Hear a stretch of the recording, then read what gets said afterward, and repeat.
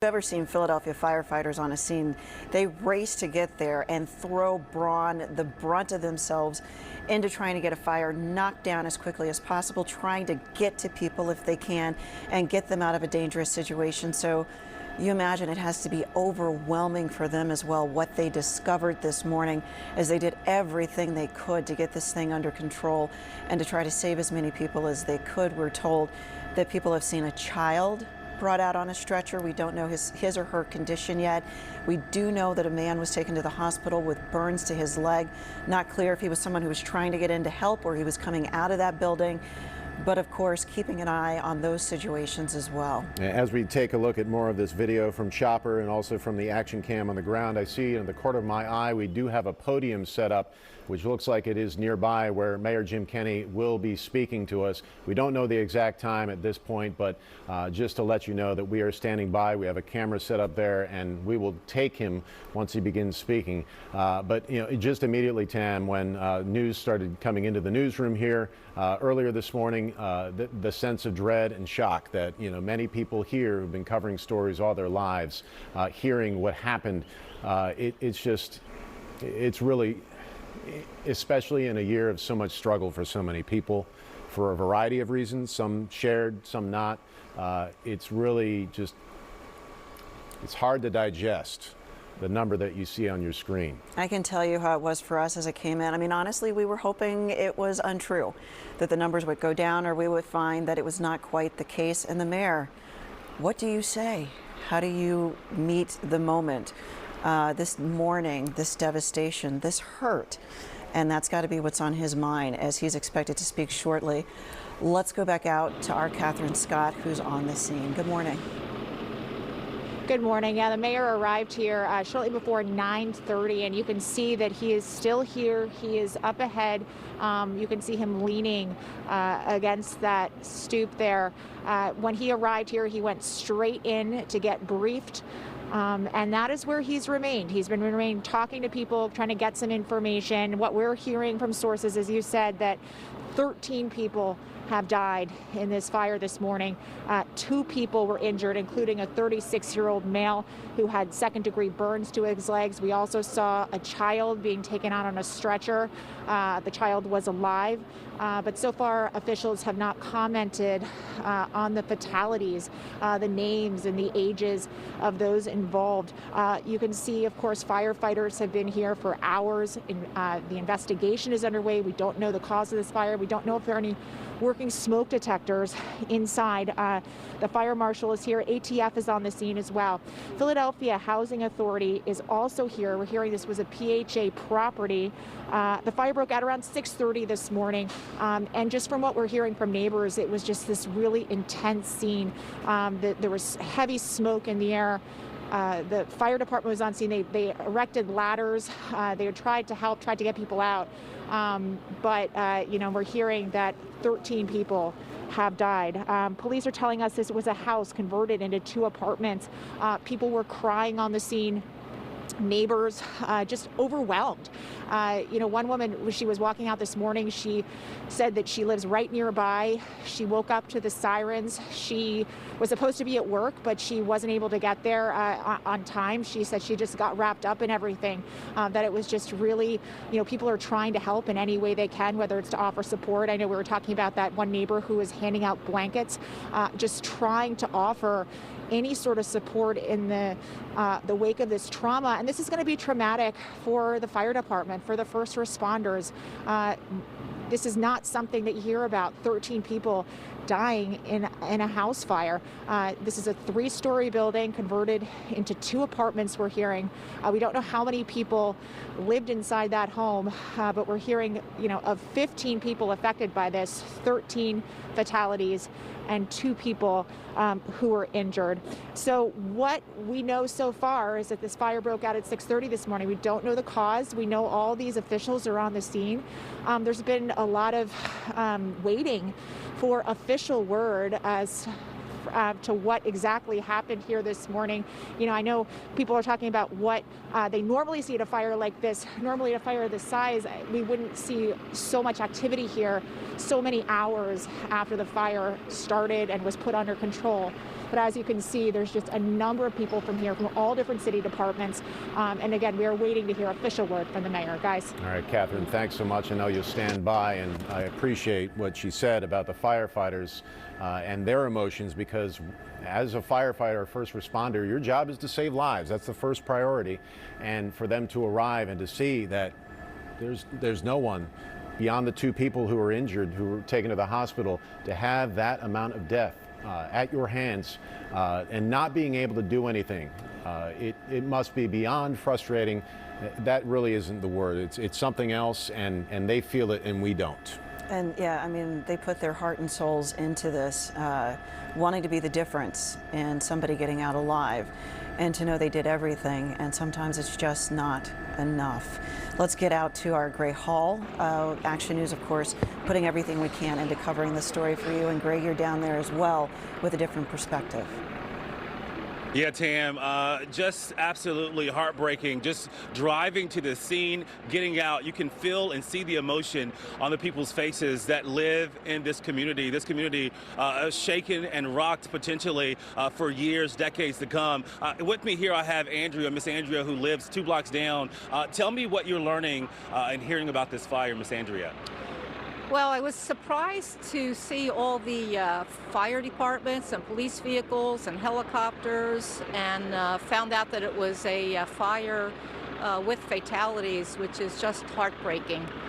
I just can't think of anything worse than that. And we also had a big fire with no fatalities about a month ago, just a block away. So to hear another fire and heartbreaking to all the lives lost is just tragic. It just breaks my heart. And Miss Andrea, tell me a little bit about this community. I don't know if you know the people that live there. I talked to one guy who said, you know, he saw the smoke, he saw the flames, and he remembers some of the faces of the people that came out of there. Do you know the people? Have you seen those individuals that may have lived there? I have in the past, because I often walk my dog past the house. So I have seen people that go in and out, and it's just terrible, just terrible. I did not see the actual fire, but just heartbreaking that one life is too many, but multiple lives is heart-wrenching, just terrible. And go ahead, I'm sorry, Ms. I was just going to say, it's a very solid, warm community. And you know, we all look out for each other here. So it's just terrible that something like this happens anywhere, but particularly in your backyard. It's very sad. And this neighborhood now changed forever. How has this impacted this neighborhood, do you think, from your standpoint, that you live here, you're part of this community, and to have this tremendous loss? Oh, it's just terrible, and you know, you know, if it can happen there, it can happen where I live too, and you know, closer to home. So, you know, I'd be curious as to the cause of loss. I can speculate, but and you know, a lot of these homes have you know, older wiring. They've been rehabbed or renovated, but some of the old wiring exists. I don't know if that's the case with this house, but it just makes you ponder, and you have to be just so careful. Ms. Andrea, thank you for your time, and so sorry to be in your neighborhood on these circumstances. My thoughts are to you and to the people that live in this community. Thank you so much. So Matt and Tam, this is just one of the individuals that live in this community. Not too long ago, I spoke to one guy who said he saw the flames. Take a listen to this. It's just what woke me up, and it's horrible. Yeah, so you can't really imagine something like this happening. Did you know anyone who lived in that home? I mean, 13 people are dead. I didn't know anyone. I've lived in this area for a few years now, so just coming and going, I've seen people, again, lots of kids like they're reporting, so it's really sad to think that there could be kids who perished. I'm just thoughts and prayers with the families and the victims right now, so. Yeah. And, you know, it's not an easy job to battle flames in frigid temperatures. This happened around 6:30 this morning. Crews were able to knock those flames out within an hour. Yeah, kudos to the fire department. They were here. I mean, I heard screams and came down within 10 minutes, and they were already here. So kudos to the quick response time. But yeah, it's just sad. Horrible. Yeah. How are you doing in all this? I mean, I'm fine. I'm a little bit shocked, you know, just having seen the faces there, and just, you know, thinking that, you know, that they could have perished. What time did you hear something? Did you hear the alarm? I just heard about 6:30. I heard screams, and again, I don't know if it came from the building or from the streets, a witness possibly. But yeah. Were you awake at that time? No, it woke me up. I just usually it's my cat waking me up. This woke me up immediately. So came down and flames in the fire trucks were here immediately. So. How big were the flames? Can you kind of describe them? It's hard to say. They might have been a little bit above the top of the building. It's really hard to say, you know, I mean, it was just such a shocking moment. You know, everybody here on the street was out watching first thing in the morning, so, yeah. This is a tight neighborhood. I mean, do you know your neighbors? Everyone get along well? I don't know a ton of my neighbors, mostly just here that shared in my building, but everybody's very cordial and friendly, and again, I've passed by that house for years now and seen the faces, so it's just sad to, you know, think what might have happened. So. Can you tell us who lives in them? Is it families or are they young children? Just in passing, it looks like it had been families. I had seen quite a few kids on the corner there over the years, so it's just sad. It's heartbreaking. And you were saying your heart goes out to the victims. Yeah, more than anything else, that's all I'm thinking about right now is the victims, the families. Yeah, what can you do? It's just shocking. And you can still smell the smoke in the air. I mean, these flames really ripped through that home. Yeah, definitely still smell the flames. It's horrible. Yeah, just hoping that, I don't know, something can, you know, obviously investigations have to happen, but hopefully something like this doesn't happen again and something can be prevented. So, yeah. I mean, as a neighbor, it's kind of a wake-up call to me to you know, understand what I should do in a situation like this. So. All right, so back out live, you heard from one of the residents that lives in this community. His name is Kyle. He lives not too far from where this fire took place. You heard him say he heard the screams, he saw the flames. His life now changed forever. Him possibly knowing some of the individuals that live in that unit. Take a look. You can see that the crews are still here. We're still waiting to get an official update from firefighters. We also hear that the mayor will be on his way to the scene. Just no other way really to describe this other than to say this is so tragic. As you know, we just wrapped up the holidays. This is the beginning of a new year, and now this community devastated, heartbroken, and a lot of people, as you heard one lady say, they want answers. They want to know how this happened, why this happened, and we hope to clear some of that up a bit later today when we hear from investigators. Matt and Tam. You mentioned the holidays, Gray. I mean, that just adds the burden to all this. And, you know, we've heard from so many residents already. And I don't know if you want to expand on this, Gray, but I just get the sense that, and these are people that probably don't have much of a connection to the family at all, but all of them seem to feel helpless, and they all have a hole in their heart. Absolutely right, and well said, Matt. You heard Kyle saying that he saw the individuals, but not necessarily, he didn't really know them. The lady Andrea said she would pass by the house, she saw the people coming out. They say this is a close-knit community, people speak to each other, but they may not know each other as, you know, they're coming over eating lunch together, but everybody's friendly, everybody's cordial, and people are connected because they live in this community, and now this is a major loss for this community. Great, thank you for that. And we want to take you back to some images from the scene and reset, give you the latest if you're just joining us.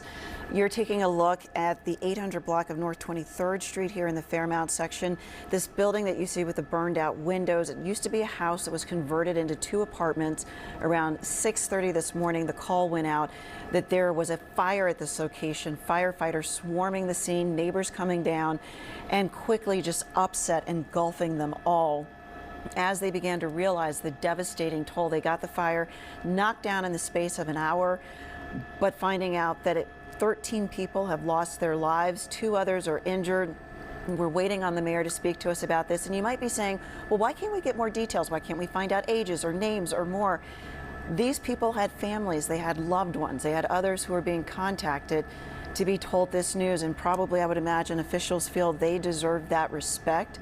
to be able to reach out to the people who loved these 13 individuals, who were their family, if indeed children involved, wanting to reach out in case their parents who don't know, want to give them that distance, that privacy, that moment before giving details to the rest of us.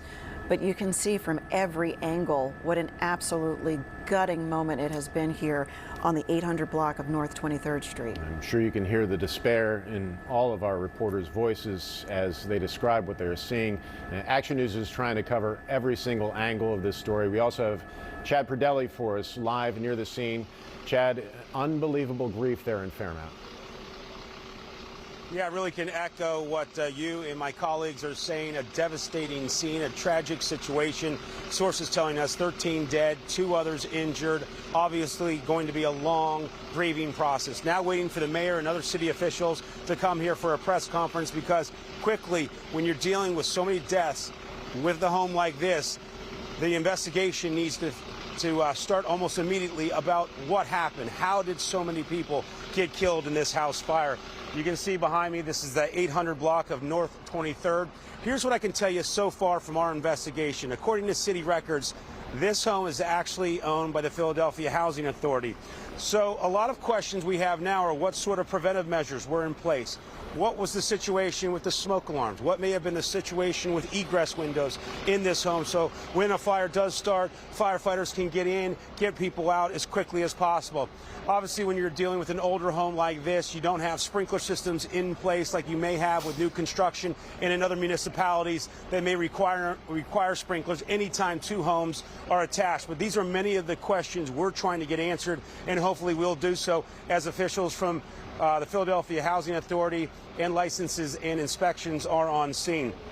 Now, we did check the city database and licenses and inspection records, and so far we found no violations when it comes to this property. We also didn't really find any permits pulled for any renovations that may have happened with this home. So, you know, we need to find out a little bit more about the history and how so many people got trapped inside this row home. Now, you may recall a year or 2 ago, Action News, we conducted an investigation into public housing across the country and here in Philadelphia, and we found serious deficiencies in terms of smoke alarms, follow-up inspections by Housing and Urban Development. So those are certainly some questions that come to the forefront since our past investigations. You know, that investigation found serious deficiencies, not only when the Philadelphia Housing Authority found that many smoke alarms weren't in place or they found violations, follow-up inspections weren't happening. And that was a major concern not only here in the city of Philadelphia, but across the country. So it's just some of the questions we're trying to get answered, and hopefully will get answered as city officials begin to come here to the podium and begin to answer questions. Now, we saw the mayor a short time ago. Once he arrived and learned just how many people were dead, he literally slumped over. So you can really feel the magnitude of how this fire has really impacted not only the neighborhood, but city officials and everyone involved. And we're just trying to gather more investigation. We'll be all over this investigation as it unfolds. Back to you. And Chad, speaking of the mayor, we wanted to go out into the action cam. We believe that we have seen him. You can see his back there. It looks like Darrell Clark, the president of City Council, is there talking to others on the scene.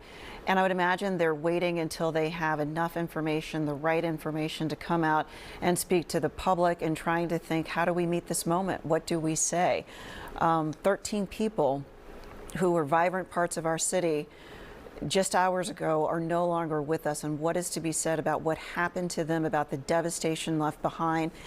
You know, we live in a world now that seems to want to divide us into us and them and those and any other way, but a moment like this reminds us that we're all one city, we're all just people. As we watch these friends and neighbors stand in the street, I'm thinking about that man taken to the hospital, what he saw and what it will be like to live with that, and that poor child, that poor baby. I want to know how old, I want to know who's going to be there for that child and what goes on for that child at this moment. And they all are grappling with that, and it looks as though just about everybody you see, they're standing there and they're talking, but they're kind of lost in their thoughts. They're somber with the rest of us, we're here and we're mourning for what has happened here in the 800 block of North 23rd Street. Yeah, you and I have interviewed Mayor Kenny and President Darrell Clark multiple times. We know them very well.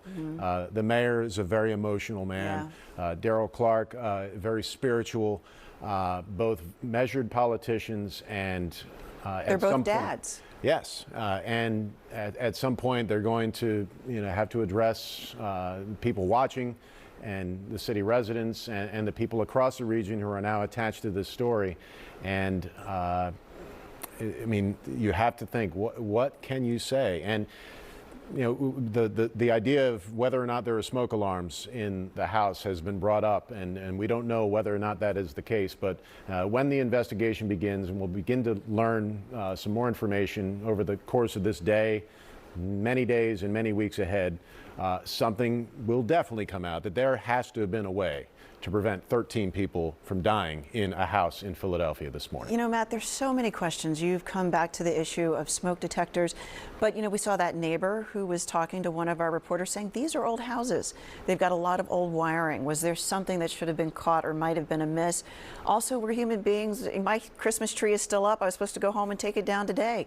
Maybe somebody had a Christmas tree up. Maybe, a burner was left on an oven. Somebody fell asleep with a cigarette. There's no way to know. All we know is the aftermath at this point. So they've got to sort out what happened. They've got to address our human emotion and hurt. They've got to figure out, are there lessons here for them as city officials, for us as people?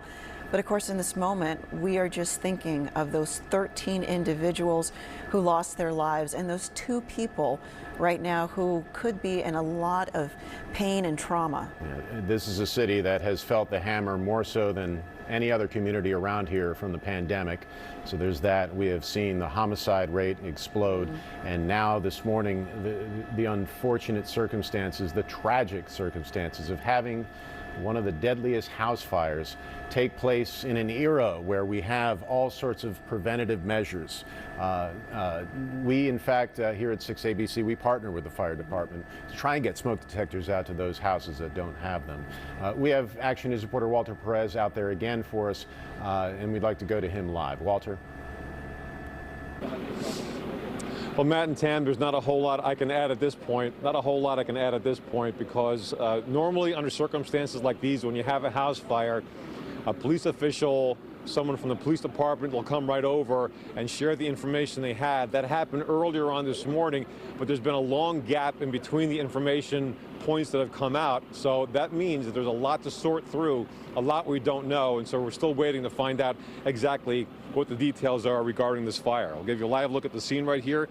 Once again, this is the 800 block of North 23rd Street, and sources telling Action News at least 13 people have been killed in this apartment fire. Now, the fire itself was brought under control relatively quickly, but the human toll is simply unfathomable. At least 2 others have been injured. As we mentioned earlier, the mayor is here, police investigators are here. It's also important to note and interesting to note the ATF is here. So there's a lot going on. There's a lot of sorting through exactly what's happening. And so a part of the delay is making sure the information they give us is accurate and up to date. So once again, once city officials come forward and pass along more information, we will do that. The fire broke out at about 6:40 this morning. This is the Fairmount section of Philadelphia, the 800 block of North 23rd Street. And the house fire where it occurred was converted into 2 apartments, and that's really all we know at this point. We're set up a little staging area for city officials to come over and tell us what happened.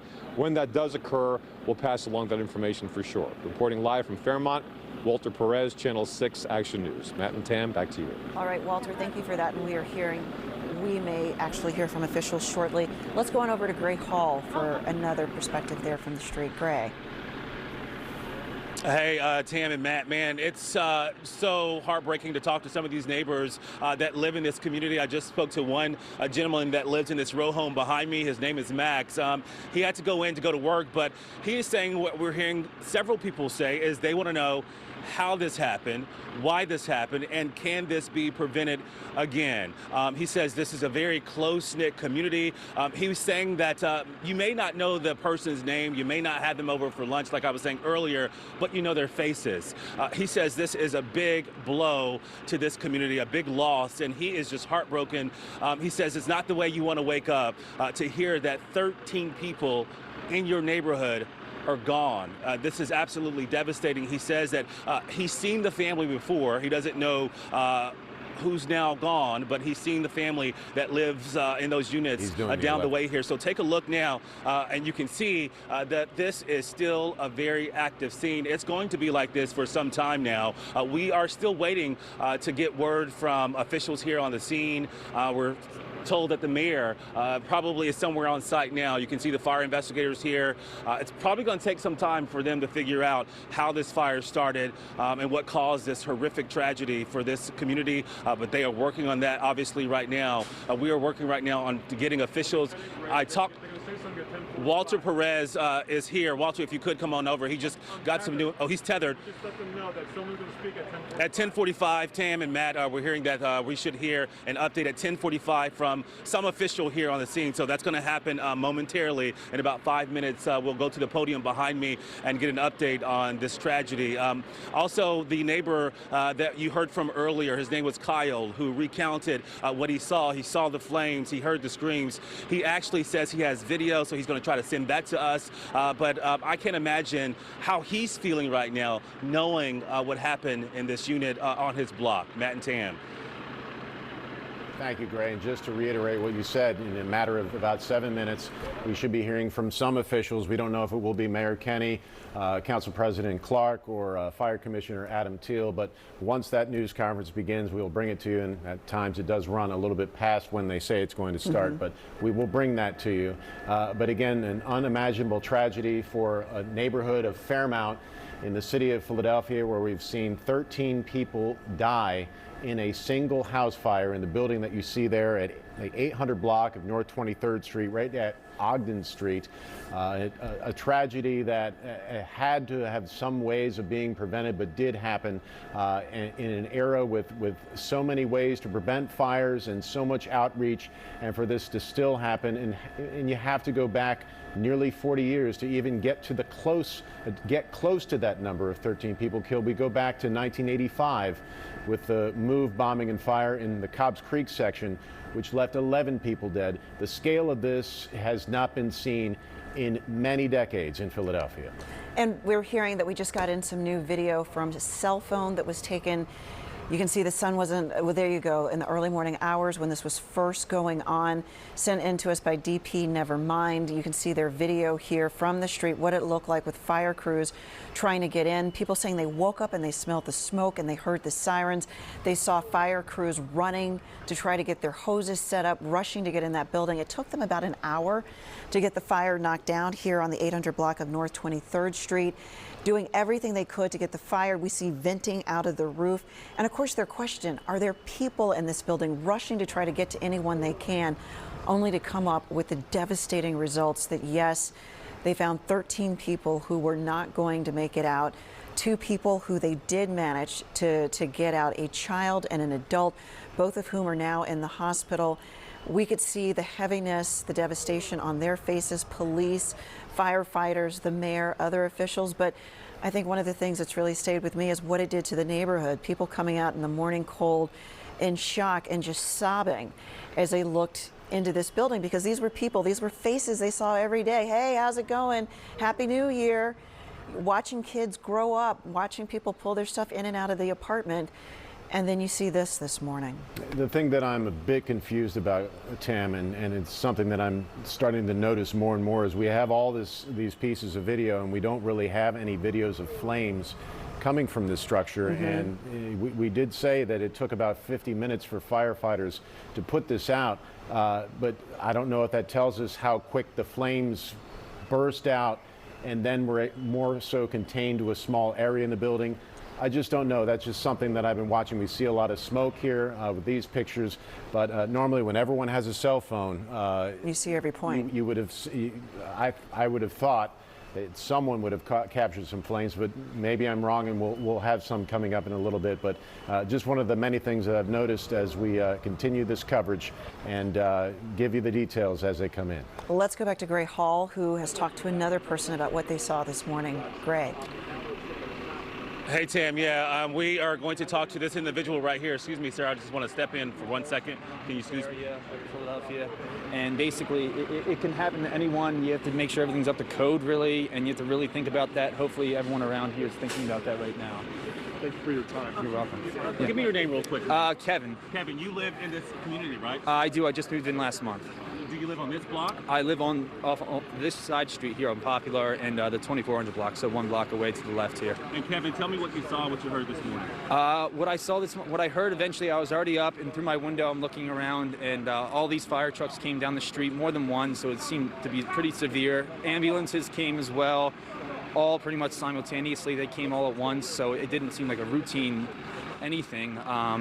I eventually stepped outside to see what was going on, and I smelled the smoke basically down the street a little bit already, and then I managed to get down to this portion of their street, and it was pretty much already blocked off, but I saw plenty of smoke coming out of the windows at that time, and I didn't see people walking out of the street or anything like that, so I wasn't really sure what to think at the time. I did eventually see a young woman run down the street, which was outside my bedroom window, as I went back inside to grab something, and it looked like possibly her boyfriend pulling her away. She looked in tears. She was very devastated. So that it was pretty surreal to see that. So what's your reaction? You just moved here, hearing this horrendous tragedy happen in your neighborhood.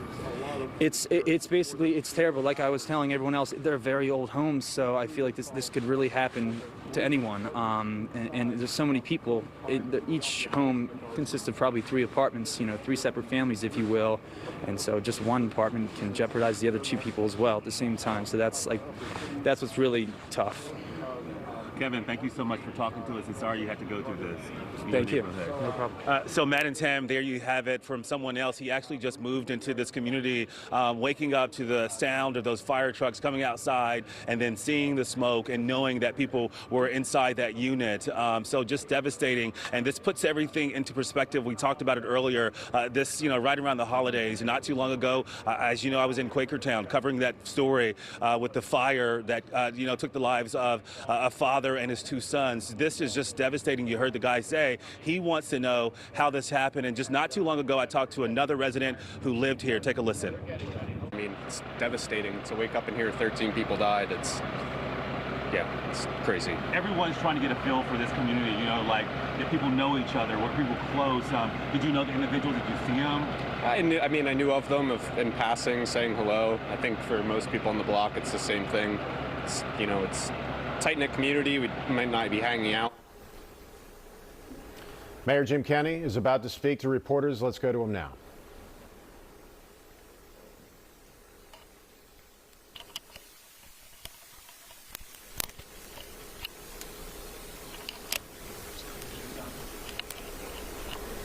All right, we're obviously these folks, and especially these children, in your prayers.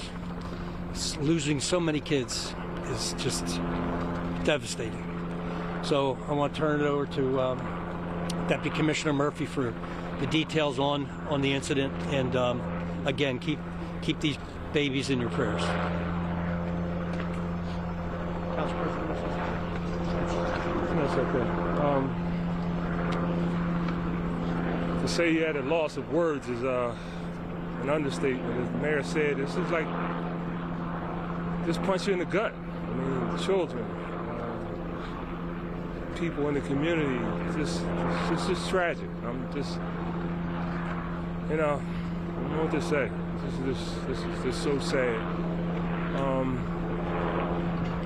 We just have to make sure, follow everything, recommendation from the fire department, provide safety, but every now and then, in spite of what you do, tragedy happens, and that happens today. And we're just praying for the family, praying for the block, praying for everybody involved. And I just want to thank Mayor, Philadelphia Fire Department, Police Department for their response.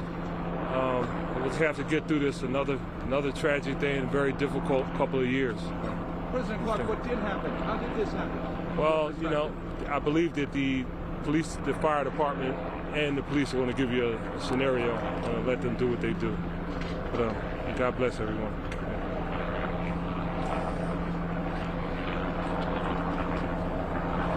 Good morning.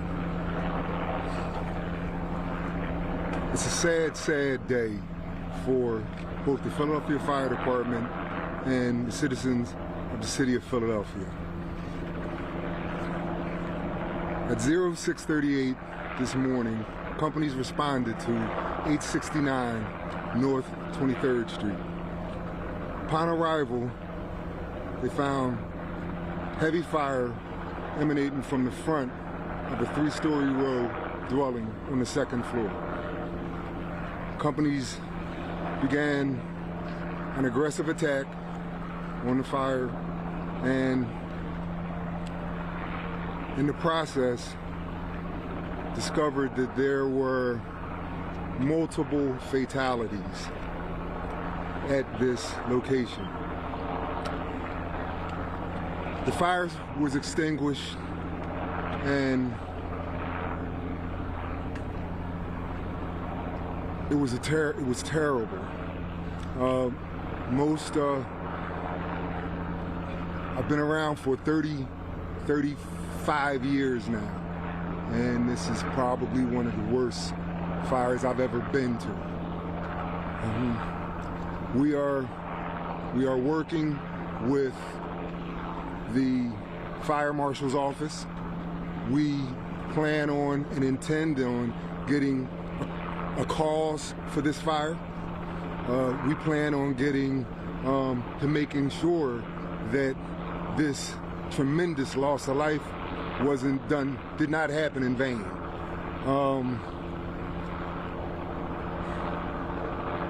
As for right now, that number is dynamic because there's still an ongoing recovery effort inside via the fire marshal and the ATF. And that number sits right now at 13.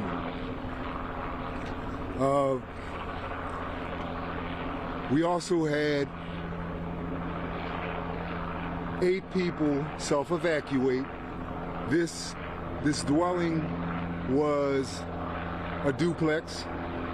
The first floor had the first floor and the rear of the 2nd floor, and the 2nd floor had the front of the 2nd floor and the 3rd floor.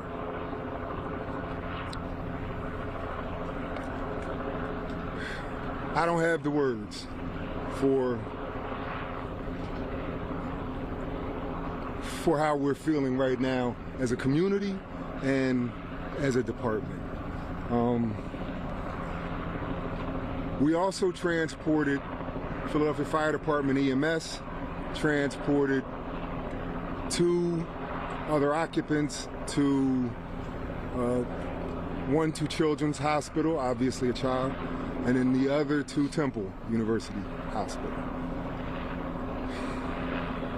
So as of right now, the fire marshal along with the ATF, like I mentioned before, are in the process of doing a thorough investigation of this terrible event. Do you have evidence of smoke detectors in that building or fire safety equipment?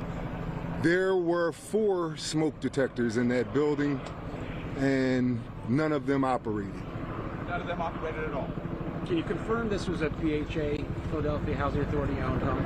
Absolutely, it was. Are you aware of any inspections by the Philadelphia Housing Authority? When were those inspections? Sure. So there was an inspection done by the Philadelphia Housing Authority in 2019. When they went out in 2019, they installed 4 smoke detectors. And there was another inspection in 2020. And when they went out at that time, they installed 2 smoke detectors. 2 more? 2 additional smoke detectors? So at 2020, you had 6 working smoke detectors during that last inspection? According to PHA, yes. They hardwired smoke 13 who passed away. How many were children and how many were adults? And can you break down? Walter, remember that number's dynamic right now, but as of what we know, 7 children.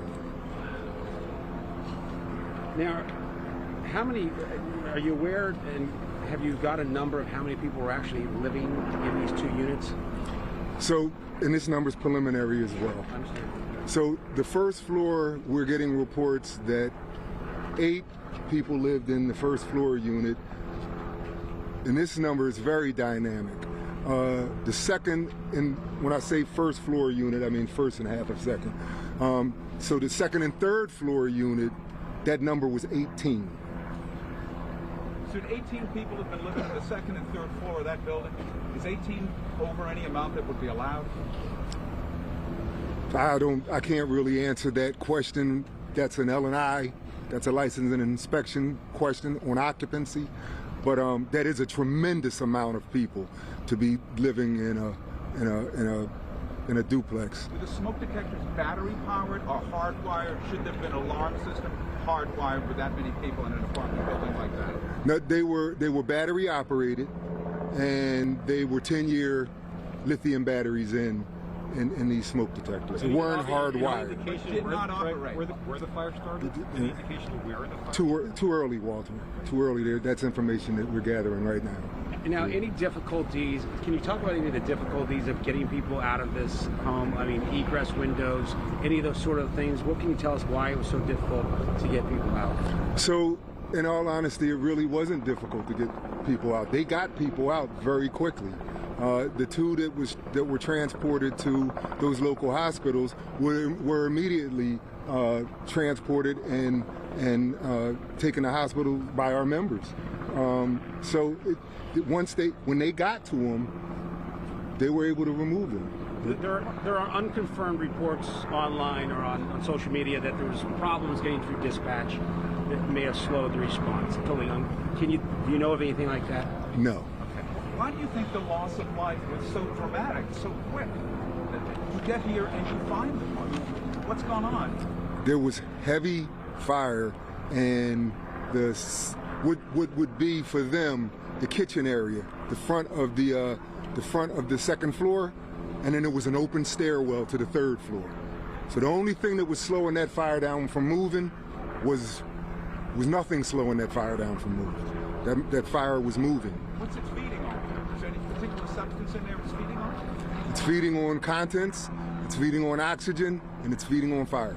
Chief, is it considered suspicious just as a standard procedure to look at this, or how do you label this right now? It's under investigation from the fire marshal's office right now. It's not necessarily considered suspicious, but we have all hands on deck because of the magnitude of this fire. Mayor Kenny, you're the son of a firefighter. Yeah. Firefighting's in your blood.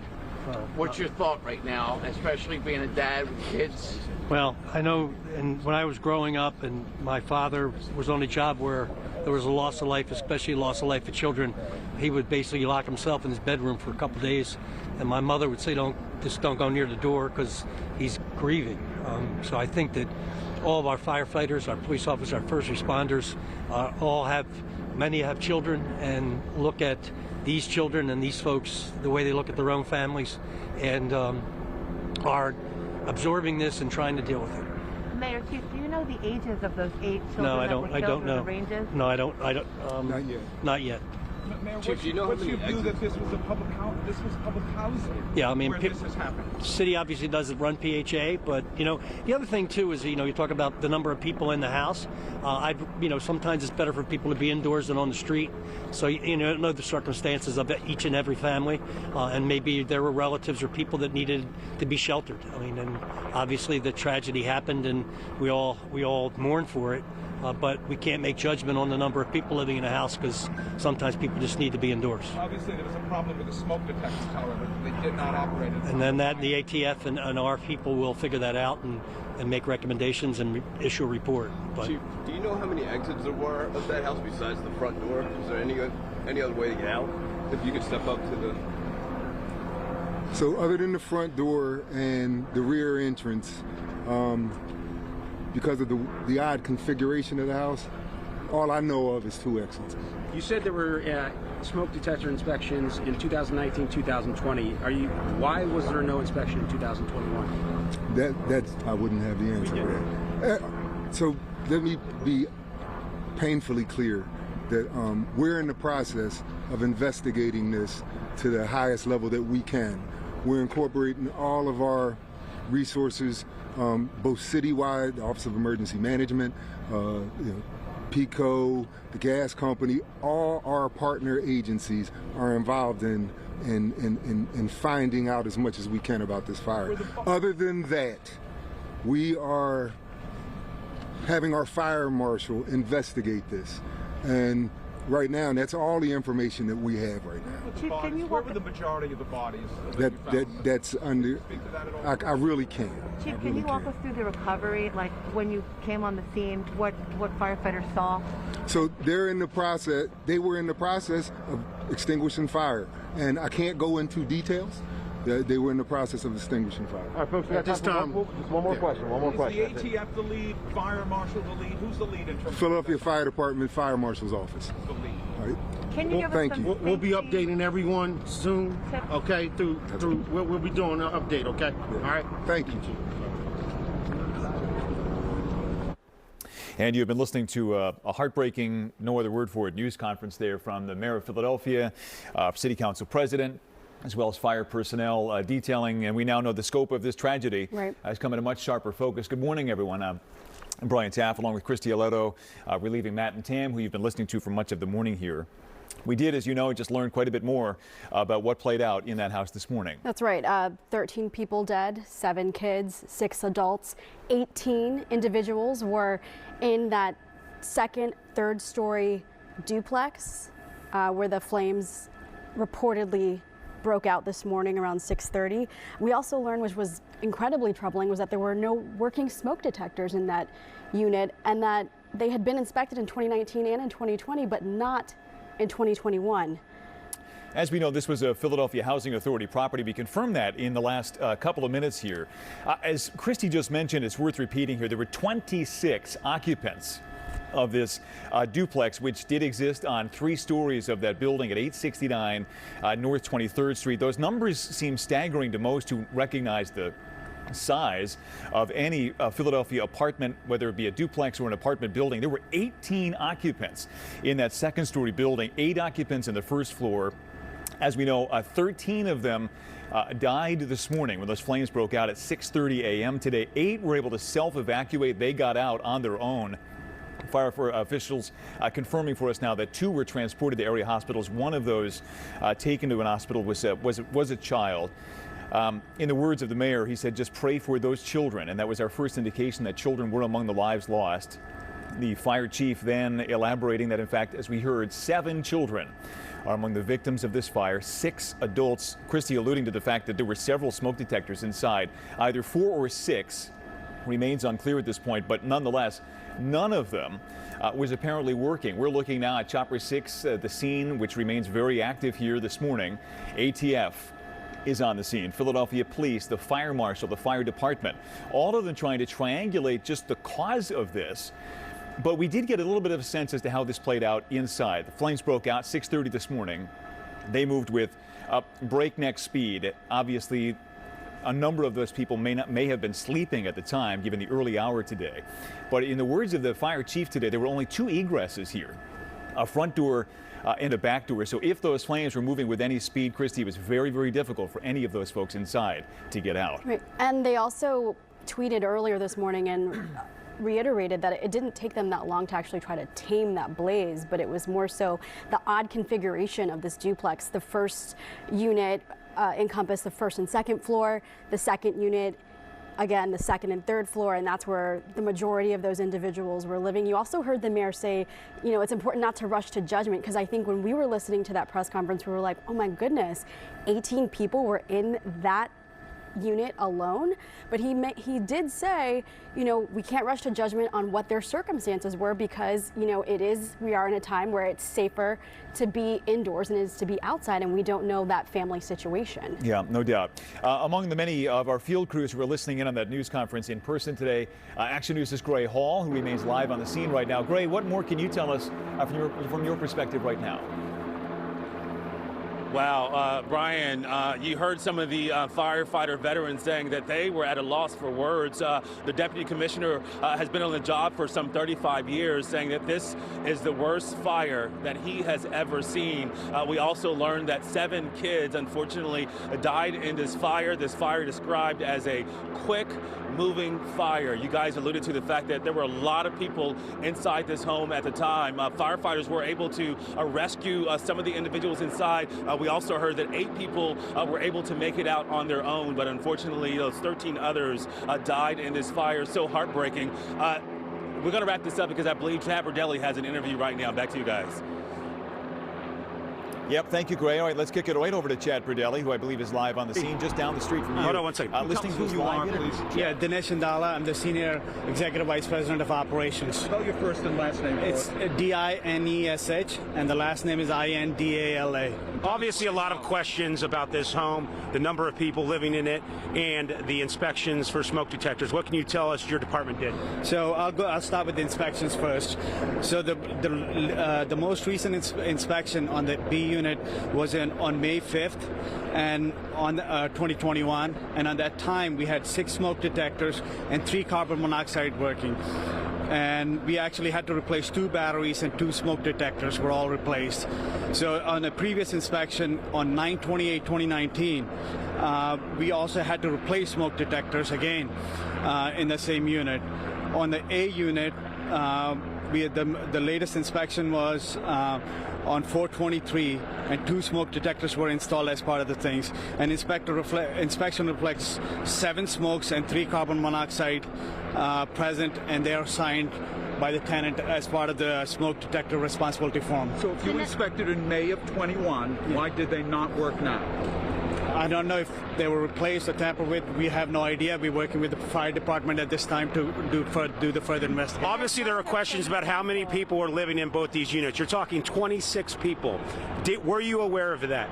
No, we're not. We are cooperating with the fire department and ATF and everyone else in the investigation right now. And we haven't notified. What's allowed in terms of the number? What's allowed in terms of the number of people in that property? It's the same thing as LNI stuff. So we are working with LNI on that to see who's, and we haven't.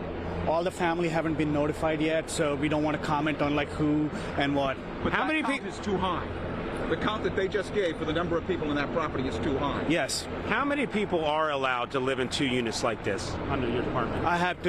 We have to look into that stuff right now, but if there's, but like I said, like we don't have all the details yet, but as soon as we get it, we'll. Some people are reporting that they reported to your department there were too many people living there. Are you aware of that?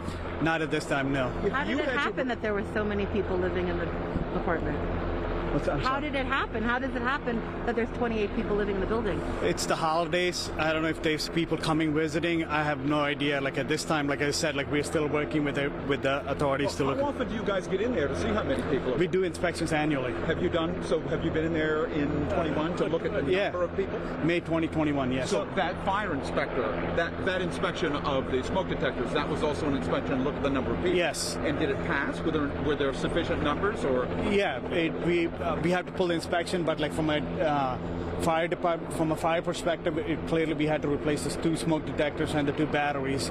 Clearly, and that was only since September 2020 we had to come back again. So, but were there too many people in there? I haven't checked that part yet.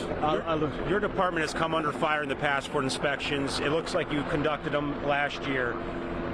In the past, you guys have told us that a big problem is homeowners and the people living in your properties disconnecting these smoke alarms once the batteries run out. Is that a major problem for your department? We do it, like that's one of the biggest issue for us is like every time we come in inspection, like as evident from the last one, like we had to replace 2 batteries, replace the smoke detectors, and these are 10-year smoke detectors, so that's something like we run into quite often in our properties. What's your message to other PHA residents out there? Please don't tamper with the smoke detectors and don't take the batteries out for any reason. And like we treat smoke detectors and anything fire alarm issues as emergencies, and we replace them in 24 hours. So don't tamper with them. If there's an issue, let us know and we'll fix it immediately. What's the agency's reaction to the number of children killed? We're in total shock. Like everyone's mourning us. Like we're just trying to find out who's in there. Like, and we're working with the families right now and with authorities. How often are you recording inside? How many families were reported to you guys living inside? It's a two multi-unit building, so it's two families. Do you think how many bedrooms were living in there? Not on the top of my head, but I could give you How many families do you think were living in there when you hear 20-some people were inside? Hey, like I said, it's the holiday time. We don't know who's in there. We're working with the authorities right now, with the fire department, ATF, and everyone to find out really. How often do you inspect for smoke detectors? Is it yearly? Annually, every year. Has anybody told you where the fire started? The authorities who are looking at this, just because it's your property? No, not yet. We haven't got any details yet. You talked a lot about the kitchen and the stairs. What you heard is what I heard. Did this home undergo any renovations recently before these residents moved in, and do you know when this was taken over by PHA? We have taken over, it's been a public housing property since the 60s. Yeah, so. Now, what do you do in terms of egress windows, and what are your guidelines when you're dealing with, say, sprinklers, and when you have multifamily attached homes? You know, a lot of new construction require them, especially in a lot of municipalities. But for an older home like this, you guys do not do sprinkler systems, right? No, neither does any other landlord. It's a rowhome in the city. So we comply with what the regulations are, and we do the inspections, like I said, annually. And as I was telling you earlier, one of the biggest issue with when we do the inspections, especially with this, is to replace the smoke detectors and the carbon monoxide, or replace the batteries. On new construction with PHA, are you required when dwellings are attached to put in sprinklers? We do whatever is required by the code. You have no obligation here to hardwire an alarm system, fire alarm system in this structure? Not that I know of. Thank you. Appreciate it. We're out here live. Obviously, we were just getting word from the Philadelphia Housing Authority about the situation with regard to this home on the 800 block of North 23rd. As you probably heard there a short time ago, 26 people, and that number could move, were inside that home at the time of this fire. 18 in one of the units, 8 in the other unit. And again, that number could go up, as the Philadelphia Fire Department says this is still a recovery operation. I want to send you out here live. You can see still a lot of people on scene as firefighters there go through the burnt rubble here at 869 North 23rd Street. You heard the mayor a short time ago talk about this being one of the most devastating fires he's ever seen here in the city of Philadelphia. 7 children among those who perished. The body count at this time is 13. 2 others taken to local hospitals, one at CHOP, one at Temple University Hospital. And there were 8 others, we're told, who were evacuated the property on their own. A lot of questions here. One department we have not heard from is licenses and inspections. Obviously, we'd like to discuss with them the history of this home. We checked their property records so far. We see no violations in terms of code violations, but obviously some questions with the number of people living in this home.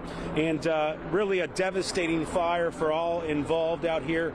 And still this investigation very, very much ongoing. Again, if you're just tuning in, 13 people dead, including 7 children, 2 others taken to local hospitals, and just a tragic situation, and obviously it'll go down as one of the worst fires in the history of the city of Philadelphia. I'll send it back to you guys. Okay, Chad, thank you. I know you're going to continue to work the scene there and try to get more information. We have learned quite a bit in the last, say, 30 minutes here. One of the most disturbing things here, obviously, is the fact that there were several smoke detectors inside.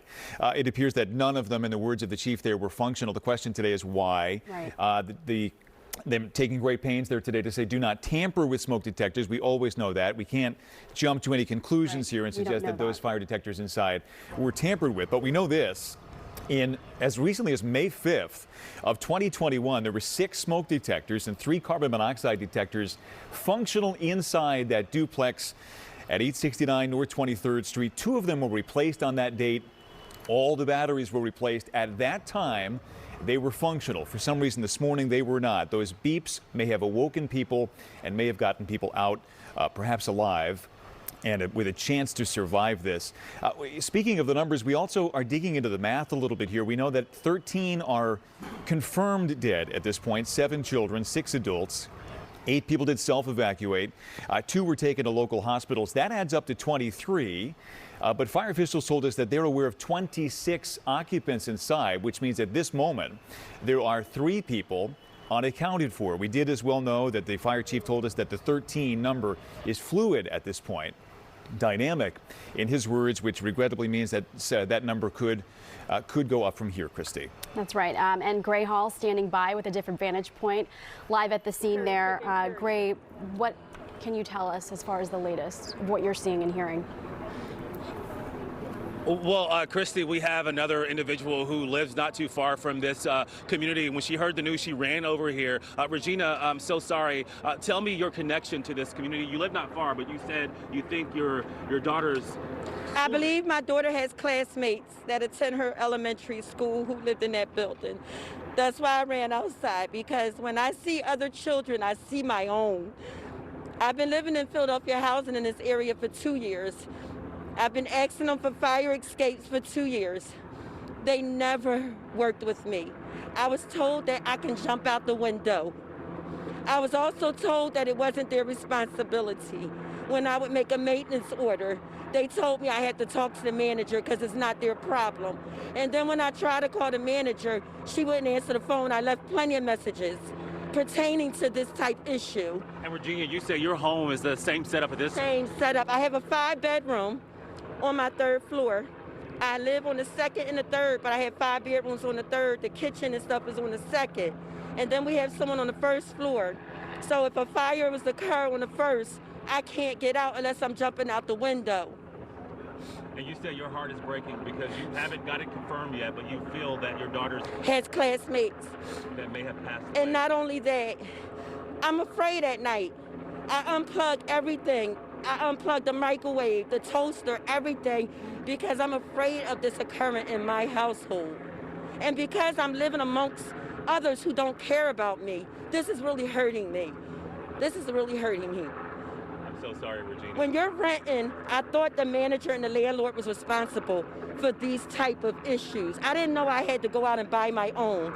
If I could buy my own, I could. But I'm renting, I'm not owning, I don't have a mortgage.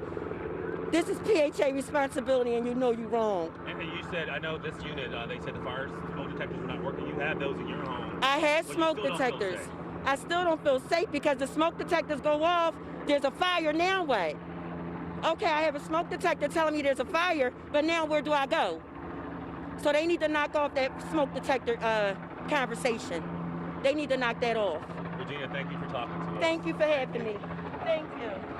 So guys, there you have it from one individual who feels that her daughter's classmates may have been inside this home and unfortunately may have died. She does not have that confirmed as of yet, but she says she lives in a similar unit like the one that caught fire. She's worried about her safety, worried about ways to get out. And not too long ago, I also talked to someone else who lives in this community. Take a listen. It's just what woke me up, and it's horrible. Yeah, so you can't really imagine something like this happening. Did you know anyone who lived in that home? I mean, 13 people are dead. I didn't know anyone. I've lived in this area for a few years now, so just coming and going, I've seen people, again, lots of kids like they're reporting, so it's really sad to think that there could be kids who perished. I'm just thoughts and prayers with the families and the victims right now, so. Yeah. And, you know, it's not an easy job to battle flames in frigid temperatures. This happened around 6:30 this morning. Crews were able to knock those flames out within an hour. Yeah, kudos to the fire department. They were here. I mean, I heard screams and came down within 10 minutes, and they were already here. So kudos to the quick response time. But yeah, it's just sad. It's horrible. Yeah. How are you doing in all this? I mean, I'm fine. I'm a little bit shocked, you know, just having seen the faces there and just, you know, thinking that, you know, that they could have perished. What time did you hear something? Did you hear the alarm? I just heard about 6:30. I heard screams, and again, I don't know if it came from the building or from the streets, a witness possibly. But yeah. Were you awake at that time? No, it woke me up. I just usually it's my cat waking me up. This woke me up immediately. So came down, and flames in the fire trucks were here immediately. So, how big were the flames? Can you kind of describe them? It's hard to say. They might have been a little bit above the top of the building. It's really hard to say, you know, I mean, it was just such a shocking moment. You know, everybody here on the street was out watching first thing in the morning, so, yeah. This is a tight neighborhood. I mean, do you know your neighbors? Everyone get along well? I don't know a ton of my neighbors, mostly just here that shared in my building, but everybody's very cordial and friendly, and again, I've passed by that house for years now and seen the faces, so it's just sad to, you know, think what might have happened. So. Can you tell us who lives in them? Is it families or are they young children? Just in passing, it looks like it had been families. I had seen quite a few kids on the corner there over the years, so it's just sad. It's heartbreaking. And you were saying your heart goes out to the victims. Yeah, more than anything else, that's all I'm thinking about right now is the victims, the families. Yeah, what can you do? It's just shocking. And you can still smell the smoke in the air. I mean, these flames really ripped through that home. Yeah, definitely still smell the flames. It's horrible. Yeah, just hoping that, I don't know, something can, you know, obviously investigations have to happen, but hopefully something like this doesn't happen again and something can be prevented. So, I mean, as a neighbor, it's kind of a wake-up call to me to you know, understand what I should do in a situation like this. So. All right, so back out live. So much heartbreak, so much devastation in this community, and we cannot say it enough. This was horrific. This was a complete tragedy. You heard the fire investigator saying it earlier. 7 kids are now dead, and those 2 people that were transported to the hospital, we don't know their conditions, but we can tell you one was an adult and their other was a child. There was a lady who just showed up to this scene. We're not sure her connection to this incident, but she was crying uncontrollably. We couldn't reach her. Police came and escorted her off, but this impacts a lot of people and a lot of families when you're talking about 13 lives lost. The fire investigators saying they will update us in a couple of hours or so as they continue their investigation. But Brian and Christy, just heartbreak in this community. Neighborhood changed forever, Gray. Yeah. Gray, let me ask you a question. We've talked at length, and obviously it's obvious to our viewers at this point, the emotion on display. A powerful moment was when the mayor talked about his experience watching his dad, a firefighter, come back from a scene where children had died, and the toll that took on his dad. It's not often that we see firefighters linger on a scene like this, milling about in the street, not actively working the scene. They're obviously processing this as well. What are you seeing on their faces or hearing from them right now? Brian, that is absolutely a great question. I can tell you I know one of the captains, and he came up to me and I said, "Captain, how are you doing?" He said, "Great, this is not good." And you heard the deputy commissioner, whom I've interviewed in the past.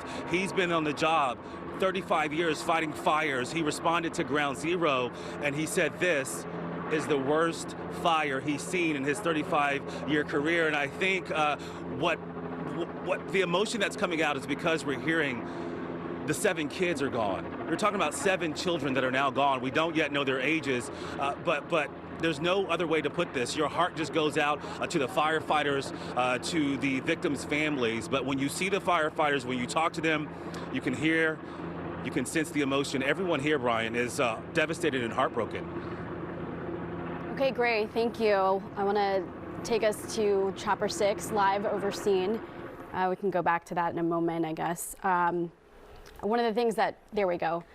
You can see a different vantage point from Chopper 6, live overhead of the scene. And just what Brian was talking about, you can see the investigators kind of mulling around. I mean, it's still an active scene. They're still trying to piece together what happened, but at the same time, also trying to process what they just witnessed and this grief that pretty much everybody in this community is right now feeling. One of the things that stuck with me that Gray was talking about was when Regina, that woman, showed up on the scene. She was crying and she said, "I think that one of my daughter's classmates was in that fire. And as a parent, Brian, you're a parent, Gray's a parent, and for parents who are watching, you can relate to something like that because you start to think about your own little one and what their situation could have been in that instance. Yeah. So a lot of this neighborhood obviously changed forever by this one moment this morning. Tragedies like these always obviously hit home for everybody in different ways. And in the absence of names and identities for those victims, it's obviously a human nature to put the face and name of your own child on that and experience the tragedy that is playing out here in the 800 block of North 23rd Street in Philadelphia today. Those firefighters sitting on the backside of engine 34 right now, processing what they've done, perhaps getting a little bit of a break from a morning that has taken a toll physically and emotionally.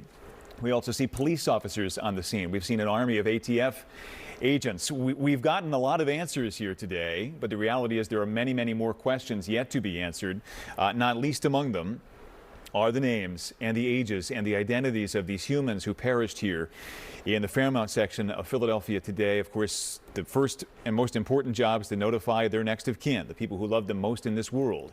Let them know, let them grieve, and then, of course, we can pass that along to you and share in that grief as well. Action News's Walter Perez is live on the scene once again. Walter, what more can you tell us right now? Well, Brian and Christy, State Senator Sharif Street has been kind enough to spend some time with us and discuss the situation. And Senator, more than anything else, just the emotional toll of something like this is hard to wrap your head around. Yeah, I know. As a father and a grandfather, 7 children dying, 12 people. It is it's disturbing. And the fact that all of those people were here, and in the midst of all of the other things that are going on between the gun violence and COVID and now fire, it just really, the toll on communities continues to grow, and I certainly feel my heart and prayers go out for this family, and we can see what we can do for them. You were over there earlier and huddled up with the mayor and with other local officials. Walk me through that. What was that like? What was the discussion like? I just couldn't even imagine. Well, look, what I can tell you is that I think everyone is feeling everyone is very deeply disturbed by what's happening. I don't know how you cannot be, and it really underscores the need for all of us to be more vigilant and making sure that people are safe. I think government's greatest obligation is probably to our most vulnerable, and certainly our children are our most vulnerable. And children, and they say there are a number of people in the building, and I don't have an explanation as to why, but I do know that we certainly don't want people living in in dangerous living conditions.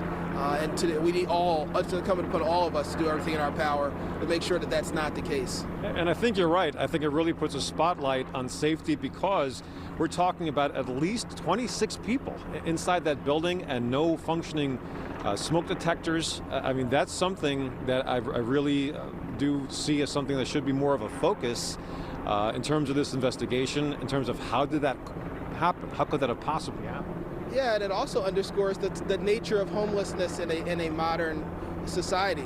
Homelessness are often people who are couch surfing, who are living, who don't have a place of their own, but find a way to shelter at someone else's house. And sometimes people extending some kindness in terms of willing to be allow people to stay can create hazards for yourself and others. But modern homelessness often is people who are in a house but don't have a home of their own. Yeah, and just to be clear, we're not sure if there were homeless in there, how many people were supposed to be living in there, and that kind of stuff. We're still sorting through all that. Yeah, we don't know. But when I say modern homelessness, I'm talking about, we tend to think of homeless people just people sleep on the street. When my kids are in their 20s, older ones, but when they were in high school, we had times that they had friends that would come by the house, and the kids would just be there day after day, and then they'll turn into 2 weeks and a month. And you realize these kids are here, they don't have a place to go. And, ultimately, those were temporary situations, but there's a lot of that happens, and we really do need to address housing insecurity in that way. And I don't know the circumstances for this, but it just highlights 26 people weren't there because they just chose to be there out of an abundance of resources. State Senator Sharif Street, thank you so much for taking the time. We do appreciate it. So once again, guys, we'll give you a live look at the scene right here to rehash what we know at this point after hearing from city officials. They have confirmed at least 13 people have been killed in this fire. 7 of the fatalities are children. 2 people have been hospitalized. 1 of the injured is a child. And among the leaders who spoke a short time ago was First Deputy Fire Commissioner Craig Murphy, who told us that none of the smoke detectors inside the building were operational. Here's a bit more of what he had to say. I've been around for 35 years now, and this is probably one of the worst fires I've ever been to. We are working with the fire marshal's office. We plan on and intend on getting a cause for this fire. We plan on getting to making sure that this tremendous loss of life did not happen in vain. Okay, back out live here. Once again, we have confirmed this was a Philadelphia Housing Authority building. Now, we're still trying to get the precise information, but apparently there were 2 apartments with approximately 8 people living on the first floor. I shouldn't say living, 8 people found on the first floor, and approximately 18 people on the second floor, a total of 26 people. To be clear, these numbers are preliminary, and we're not sure if all those people actually lived inside that building. There were 4 smoke detectors inside the home. None of them was functioning according to local leaders. So that's what we have at this point. Much more information as the day and afternoon progresses. Reporting live from Fairmount, Walter Perez, Channel 6 Action News. Back to you. Okay, well, Walter, and just to reiterate the numbers, as you've pointed out, we believe 26 people inside.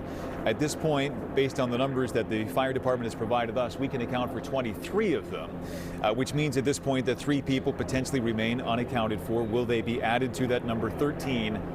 Or perhaps will they be found among those who were able to self-evacuate? Let's take a live look once again, the perspective from Chopper 6, which has been flying over the scene for much of the morning.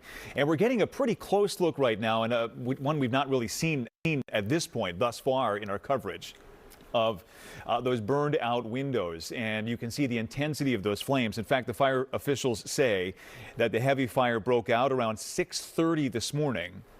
In their estimation, those flames moved very, very quickly. They arrived, according to one eyewitness on the scene, very quickly from the time that person first noticed the flames and when they first saw fire personnel on the scene attacking what the fire chief called an aggressive attack. It was in the process of trying to fight those flames, Christy, that they made the very, very grim discovery, which only got worse as the morning went on. That's right. And they also said that it didn't take them very long to tame the blaze, try to extinguish it. But then, like you said, that's when they made the gruesome discovery. Again, the black and charred windows on the 2nd and 3rd floors, that is where the fire broke out. That is where 18 people were, according to the fire department, were inside. We also know that the configuration of this duplex is, you know, it's not standard, right? So the first floor encompassed 1st and 2nd. The 2nd unit, which is where the fire broke out, was the 2nd and 3rd, which is why you see that's where the fire investigators are stringing some sort of cord up into that 3rd floor window that's been burned out. But, you know, along with trying to put faces with names, we also just really want to know, why weren't those smoke detectors working? I mean, they said that PHA says that they do annual inspections. Their last one was May 5th, 2021. If they're doing it annually, one would suspect that their next one was coming up in a couple of months in the spring. The batteries had been replaced the last time that they inspected. They replaced 2 smoke detectors. So there are a lot of questions as to why those devices weren't working, and we don't want to speculate as to, you know, did the occupants do something to it, or was it just a faulty device? We don't know, but obviously that's something that we're going to be working to find out later today. And they were 10-year lithium batteries, so if they were replaced just 1 year ago, there's no reason that they shouldn't have worked right at this point. As we look live here at the scene, it's worth drawing your attention to the meticulous and very, very difficult work that firefighters are undertaking right now. Recall, moments ago, really within the last couple of hours, this was the scene of an active fire There may still be burning embers inside. The structural integrity of that building very much in question right now. So they are moving around trying to, navigate all of that, trying to pinpoint a cause, a nexus of where the flames broke out and where they spread. But on top of all of that, this is still a scene where 13 victims lay inside. None of them, to our estimation, has been removed at this point as they investigate the horror that played out here in the 800 block of North 23rd Street. So this is what firefighters are working against right now, even as they process their own emotion. We have to realize that they are professionals. This is what they do every day, but not on this scale, not even close. And as Walter pointed out, and we heard live on the air a short time ago, the fire chief saying in his 35 years doing this kind of work, never has he seen a situation as bad, as horrific as this one. The emotion very, very heavy on his heart and his shoulders today, and yet the work of his men there, men and women in the field, goes on and must go on to get the answers that everyone watching this so desperately seeks today. Right, and it's also easy to compartmentalize when you are a professional, but like you mentioned, the magnitude of this, especially when it involves children, possibly elementary school aged, according to one of the residents who spoke to Gray Hall and ran up on the scene in tears, believing that it was her child's classmates. That takes it to a completely different level. So they're going to have to process that while also trying to investigate and piece together how this broke out. Could this have been prevented, and so forth. And that woman also, I think, really effectively drove home just how, not to overuse this word, but it can't be overused today, how horrific the situation must have been on the inside when those flames broke out and spread so quickly.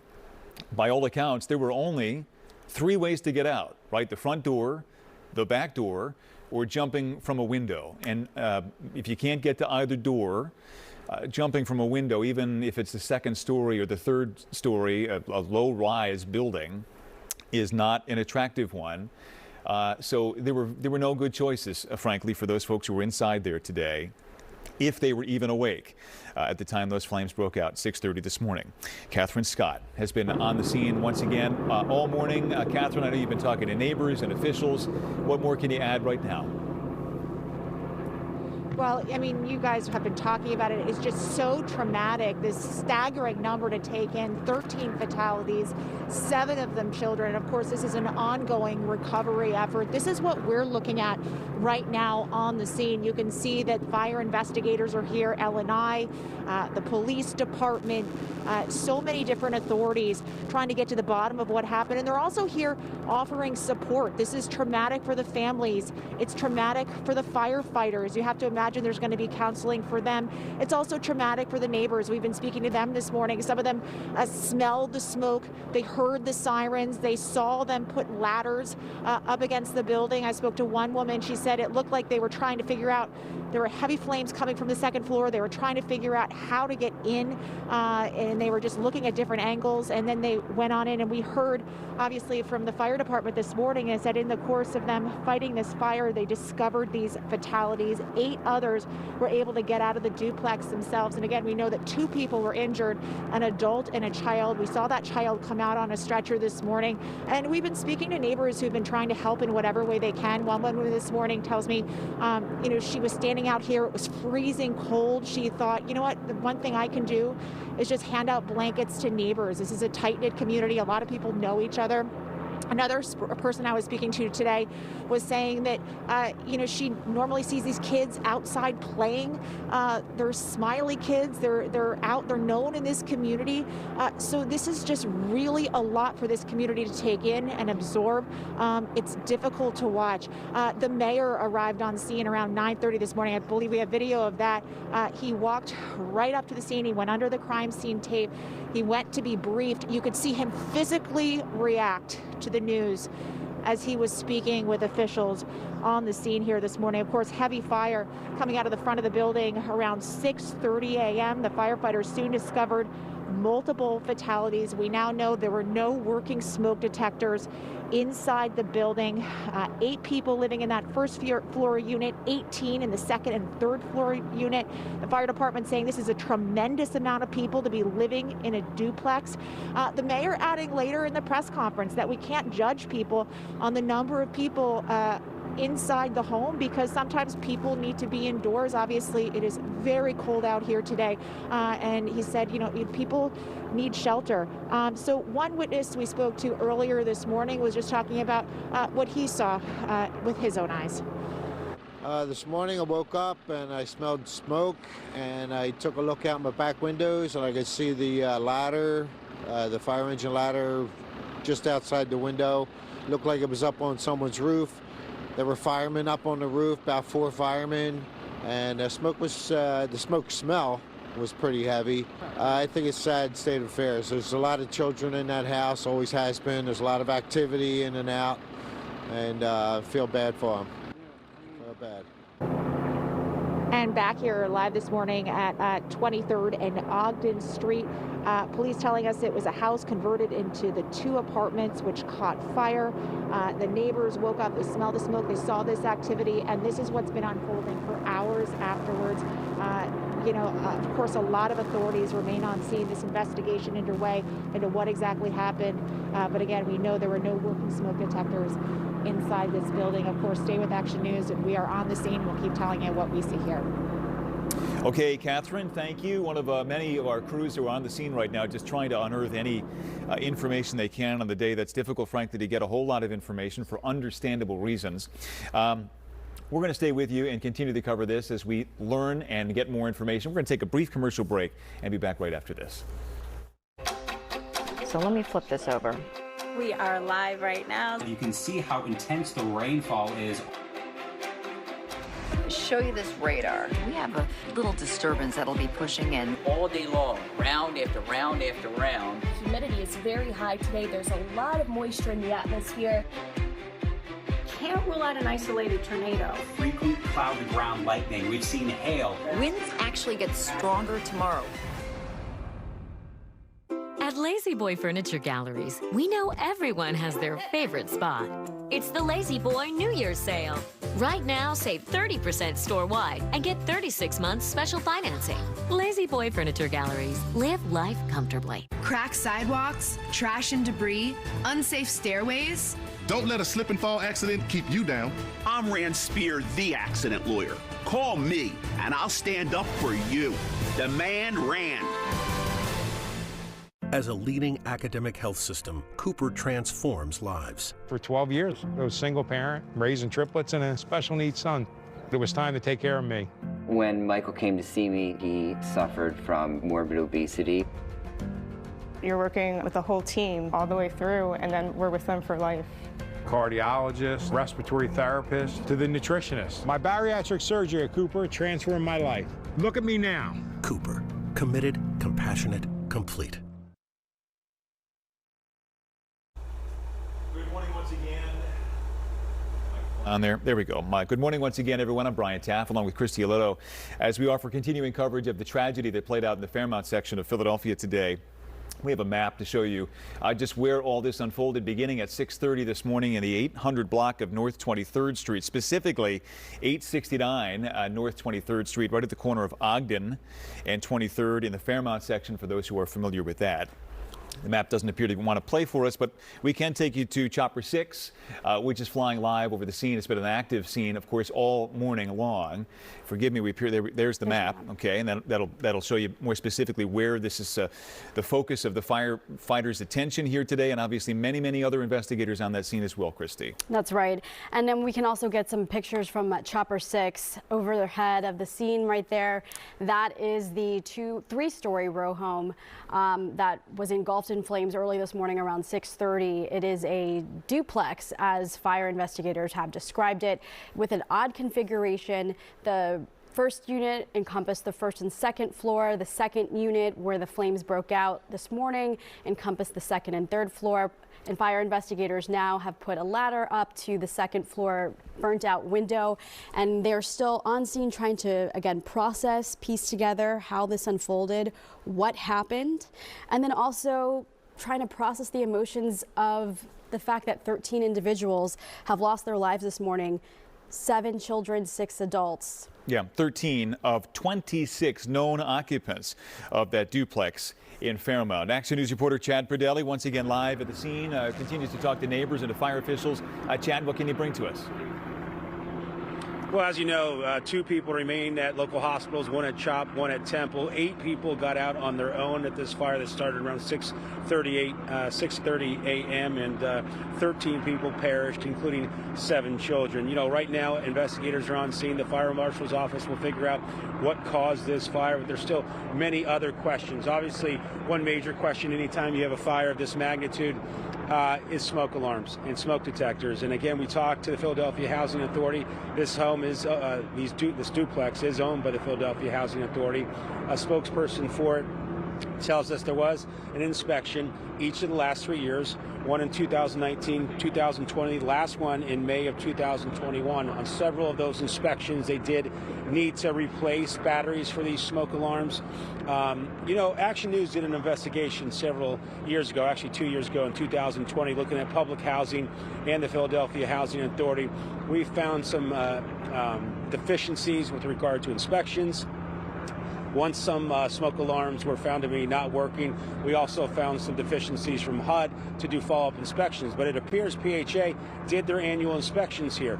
A major problem in a lot of these, city-owned or I should say federally owned homes is that, you know, when these smoke alarms end up having problems, you know, the batteries are not replaced or the smoke alarms are taken out completely, and then you have non-working smoke alarms like it appears according to the Philadelphia Fire Department. So still a lot of unanswered questions. That sort of stuff will evolve in the days and weeks ahead as investigators get in here. Right now, they're trying to figure out how many people are dead in this property. This is a recovery operation at this point as they go through this burnt rubble. Just a devastating situation. We have been trying to get in touch with licenses and inspections to find out a little more history about the home. Looking at city records, looks like no violations when it comes in terms of L&I, but you have to wonder how so many people were living in this home. The Housing Authority says that was too many people, but the Housing Authority, in all due respect, they can't be here every minute. So as people, you know, come in and go, they just can't watch it all the time. But some neighbors say they did complain to the Philadelphia Housing Authority, and that spokesperson said they're still going to look into the records, find out the history of complaints they may have had at this property. But really a tragic situation, like Deputy Commissioner Craig Murphy of the Philadelphia Fire Department says. Likely one of the worst fires he's ever experienced in his 35 years with the fire department. Mayor Jim Kenney devastated, slumping to his knees as he learned about those who perished and all the little children whose names have not yet been released. And obviously some of the information we'll be getting here in the hours and the days ahead. But just a tough situation, and one, of course, that will be following up throughout the day. Back to you guys. Yeah, Chad, as we begin this conversation about smoke detectors, it's worth mentioning the fact that even if they were working, these were not hardwired smoke detectors. Hardwired, the benefit there, of course, is if it goes off on the first floor or in a separate unit, it would also simultaneously go off in a separate or unaffected unit. But at the very least, if these were working, they could have woken people up and potentially gotten them out in time. Is that right? Well, yeah, anytime you're dealing with hardwired, that's obviously what a lot of code enforcement wants when you're dealing with new construction or major renovations. But in a home like this that apparently PHA has owned for decades, to go in and start hardwiring all these homes, it's a tremendous cost. You're taking out drywall, you're doing a lot with these homes, and sometimes the costs can be prohibitive. But obviously, in an ideal world, you'd like to have all these homes hardwired. Again, usually when you're doing smoke alarms on hardwires, they're on one breaker, so they could always shut off the breaker when it comes to those. But, obviously some questions surrounding the smoke detectors, but from all appearances, it looks like PHA did its due diligence and did what it needed to make sure that they, they had smoke detectors, working smoke detectors, at least in terms at the time of inspection. And obviously another benefit potentially to hardwired ones is in some cases they can be hardwired directly to the fire department, and when it goes off, the fire department is immediately notified and then dispatched. Chad, we've got some cell phone video that we want to share with our viewers here. People on the street shot this in the early morning hours today, sometime just after 6:30. This is when one of the neighbors woke up and saw the first indication of flames, smoke. And very quickly, in the estimate of some eyewitnesses, first responders arrived on the scene. There was some indication, some questioning during the news conference earlier today as to whether there may have been any delay. in the response. The fire chief brushed that off, said not to his knowledge, and eyewitness accounts on the ground certainly back that up. They were there very quickly. The unfortunate thing about this is we know all fires have different dynamics. This one, there doesn't appear to be any video that we have found so far that shows tremendous flames coming out of the building, Christy, so it's entirely possible, though speculation at this point, that the flames moved so quickly within that structure that they just basically disintegrated the inside. The only external evidence may have been smoke and not even visible flames. Right, and the external evidence also the charred windows on the second and third floor, but also this cell phone video kind of gives you a different vantage point from what we have been seeing, just of, you know, how big of a response it was. It looked like it was several blocks that they kind of encompassed. And now you're looking at Chopper 6 overhead. Fire investigators clearly clearing out some of the belongings. I mean, those look like clothing and whatever remnants of the occupants, you know, that they had in their units. Earlier we saw them bringing out buckets of what was possibly debris, but we don't know what was in those buckets, and that was when Chad was speaking. It was actually happening behind his live shot, and now we're getting a different aerial vantage point of just the belongings and, you know, everything. This is their life. Yeah. Right here.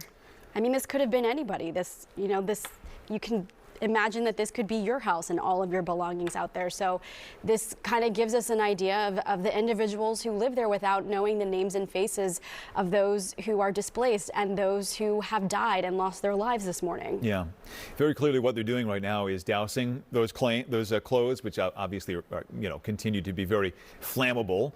So get those out and make sure that there are no embers that could reignite, certainly while fire personnel and those victims remain inside. We'll revisit Action News reporter Gray Hall live on the scene, continues to monitor developments there. Gray, anything new you can tell us? Well, Brian, nothing new to report at this point, but I want to kind of set the scene. Take a look behind me. This continues to be a very active scene. We saw some smoke coming from the unit in question not too long ago, possibly firefighters putting out maybe some hot spots. There's also that ladder there. Not sure if that ladder was used to maybe bring people out of this unit, but we're told that ladder has been there since about 7 o'clock this morning. But again, this very active scene. We hope to get another update from fire investigators in another couple of hours or so, but there's just no way and no words to put this outside of horrific tragedy. This is just so heartbreaking on so many levels. Again, 13 people dead, 7 of those including children. We also know 2 people were transported, including in that number was a child that was transported to CHOP to be treated. We don't know the extent of those individuals' injuries at this point, but again, this is just absolutely unbelievable, absolutely heartbreaking. I've been talking to people in this community throughout the day and spoke to someone not too long ago. Take a listen.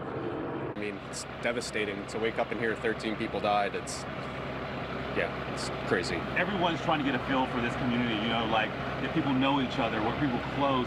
Did you know the individuals? Did you see them? I knew of them in passing, saying hello. I think for most people on the block, it's the same thing. It's tight-knit community. We might not be hanging out, but it's just, you know, each other. So, yeah. How has this changed this community, you think?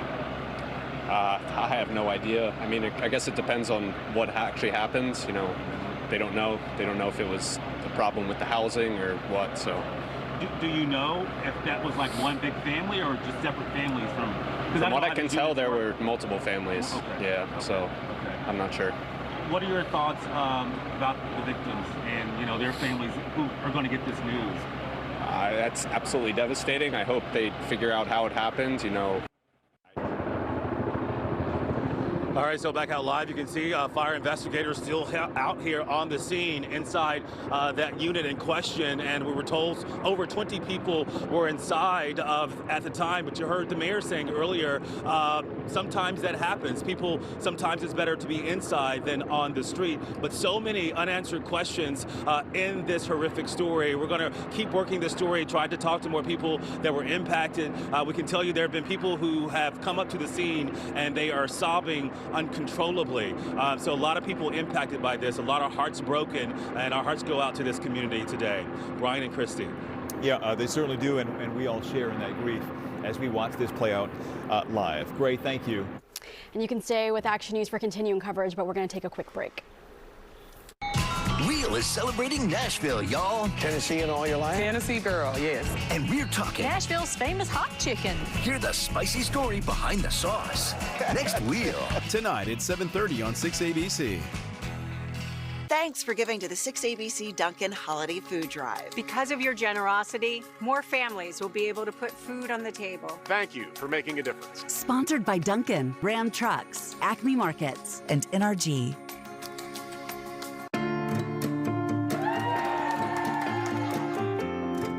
Be the best mom that you can be.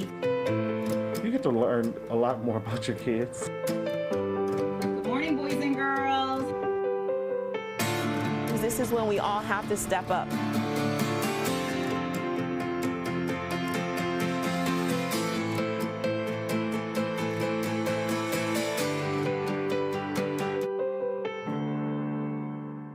Right now, up-to-the-minute information matters. Keeping our communities safe matters even more. That's why 6ABC is working hard to provide more ways to keep you connected wherever you need us. 6ABC streams live newscasts, breaking news, weather, and exclusive content, and it's all free and available on all these streaming platforms.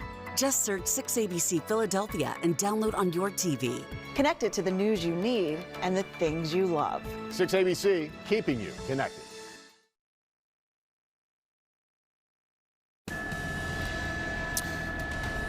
Good morning once again, everybody. Brian Taff along with Christy Aletto as we continue our ongoing coverage of the tragedy that played out in the Fairmount section of Philadelphia today. At least 13 people dead inside this duplex unit at 869 North 23rd Street. Obviously, so many questions today, not least of which is the identity of the victims.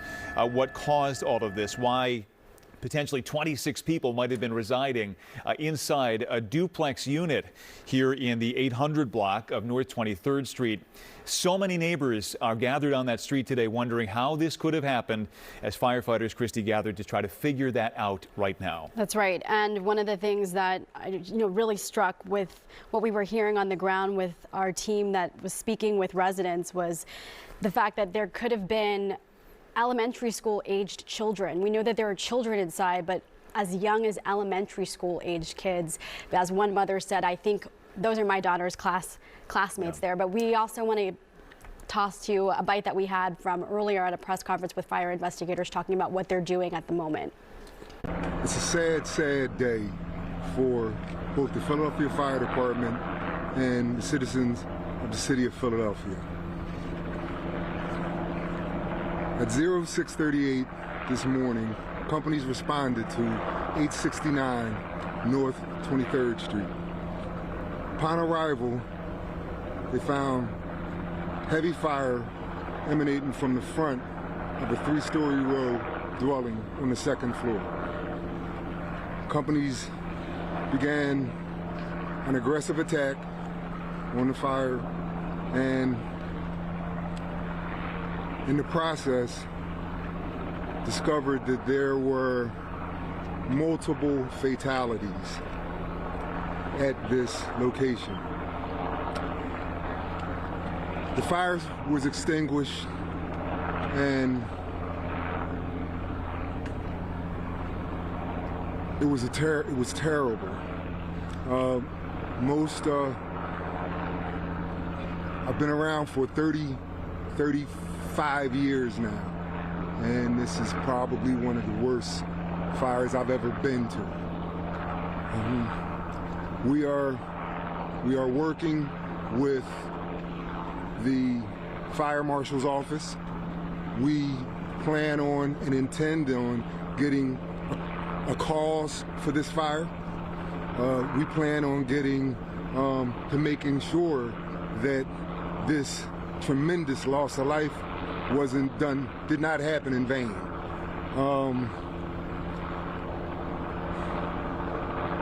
As for right now, that number is dynamic because there's still an ongoing recovery effort inside via the fire marshal and the ATF.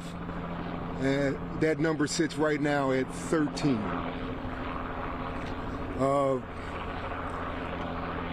We also had 8 people self-evacuate. This dwelling was a duplex. The first floor had the first floor and the rear of the second floor, and the second floor had the front of the second floor and the third floor.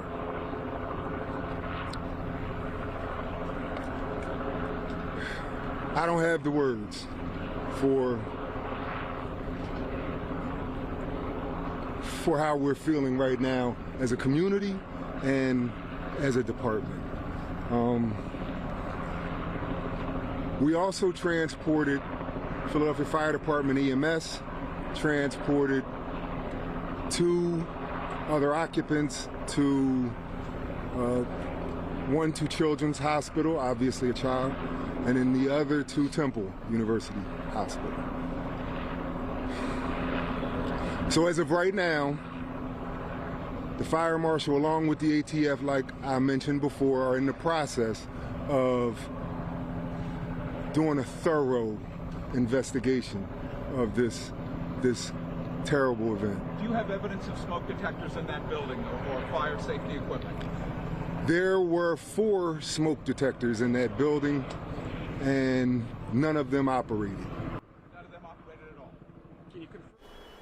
All right, that was the fire investigator speaking. This is another vantage point ground video from earlier this morning, and you really have to wonder about the state of mind of the survivors, obviously the fire investigator personnel, and then those 2 people that were taken by ambulance to the hospital, particularly that child that was rushed to CHOP, how that individual is doing right now. Yeah, an extraordinarily sad and tragic day in the city of Philadelphia as we mourn at least 13 lives lost in this fast-moving fire that played out here in the Fairmount section of Philadelphia this morning. Some video that we've seen initially of flames suggests that it moved very quickly and there was very little chance for survival.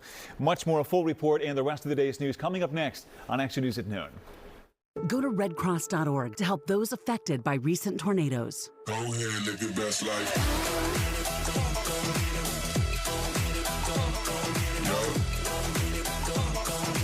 You can live your best life, best life, best life. Come seek the Royal Caribbean. Best life, best life. Growing up in Bloomsburg, we learned hard work. Baling hay, trimming Christmas trees, bussing tables, you name it. Dave McCormick, proud Pennsylvania son. After West Point, I led a unit into Iraq and spent a combat tour fighting for my country. Dave McCormick, patriot, paratrooper. I'm Dave McCormick. This is a battle for the heart and soul of America, and we have to win. Dave McCormick, battle-tested, Pennsylvania true. At Len the Plumber, our expertise keeps your water and your life moving with same-day service 7 days a week. The only way to get a plumber today, just call Len the Plumber. Go ahead and live your best life.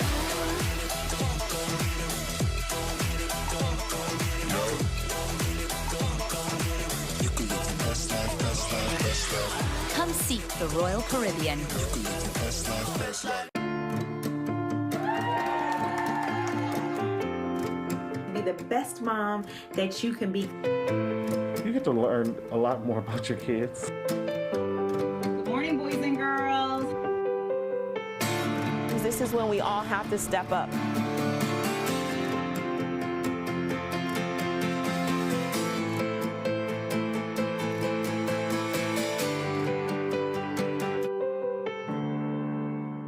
When severe weather strikes, severe storms, Action News has you covered on TV. Seek shelter immediately. On 6abc.com and streaming on our family of apps. Action News and AccuWeather.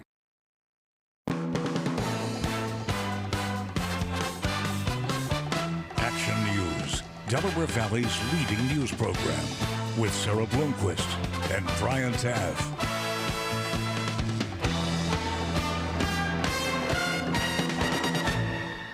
It will go down as one of the worst tragedies, fire or otherwise, in Philadelphia's very long history. 13 lives lost today, 7 of them children, in an early morning fire in the city's Fairmount neighborhood. And right now we have new video just into our newsroom that shows the flames firefighters were facing when they arrived on scene. Kyle Mendernock, who lives nearby, took video of the flames shooting from the building as firefighters worked to get control of those flames. It is noon on this Wednesday afternoon. I'm Brian Taff. And I'm Christy Aletto in for Sarah Bloomquist. We continue our breaking news coverage now of that devastating situation in the city's Fairmount section. It all began with a fire at a duplex, the 800 block of 23rd Street, just after 6:30 this morning. That's right. Officials say 26 people were inside that building when the fire broke out, and tragically 13 of them did not make it out. We've got live team coverage here this afternoon and the latest on this horrific situation. We're going to begin with Action News' Walter Perez, who's been on the scene for hours now. He's got the latest on what we're hearing from authorities at this point. Walter.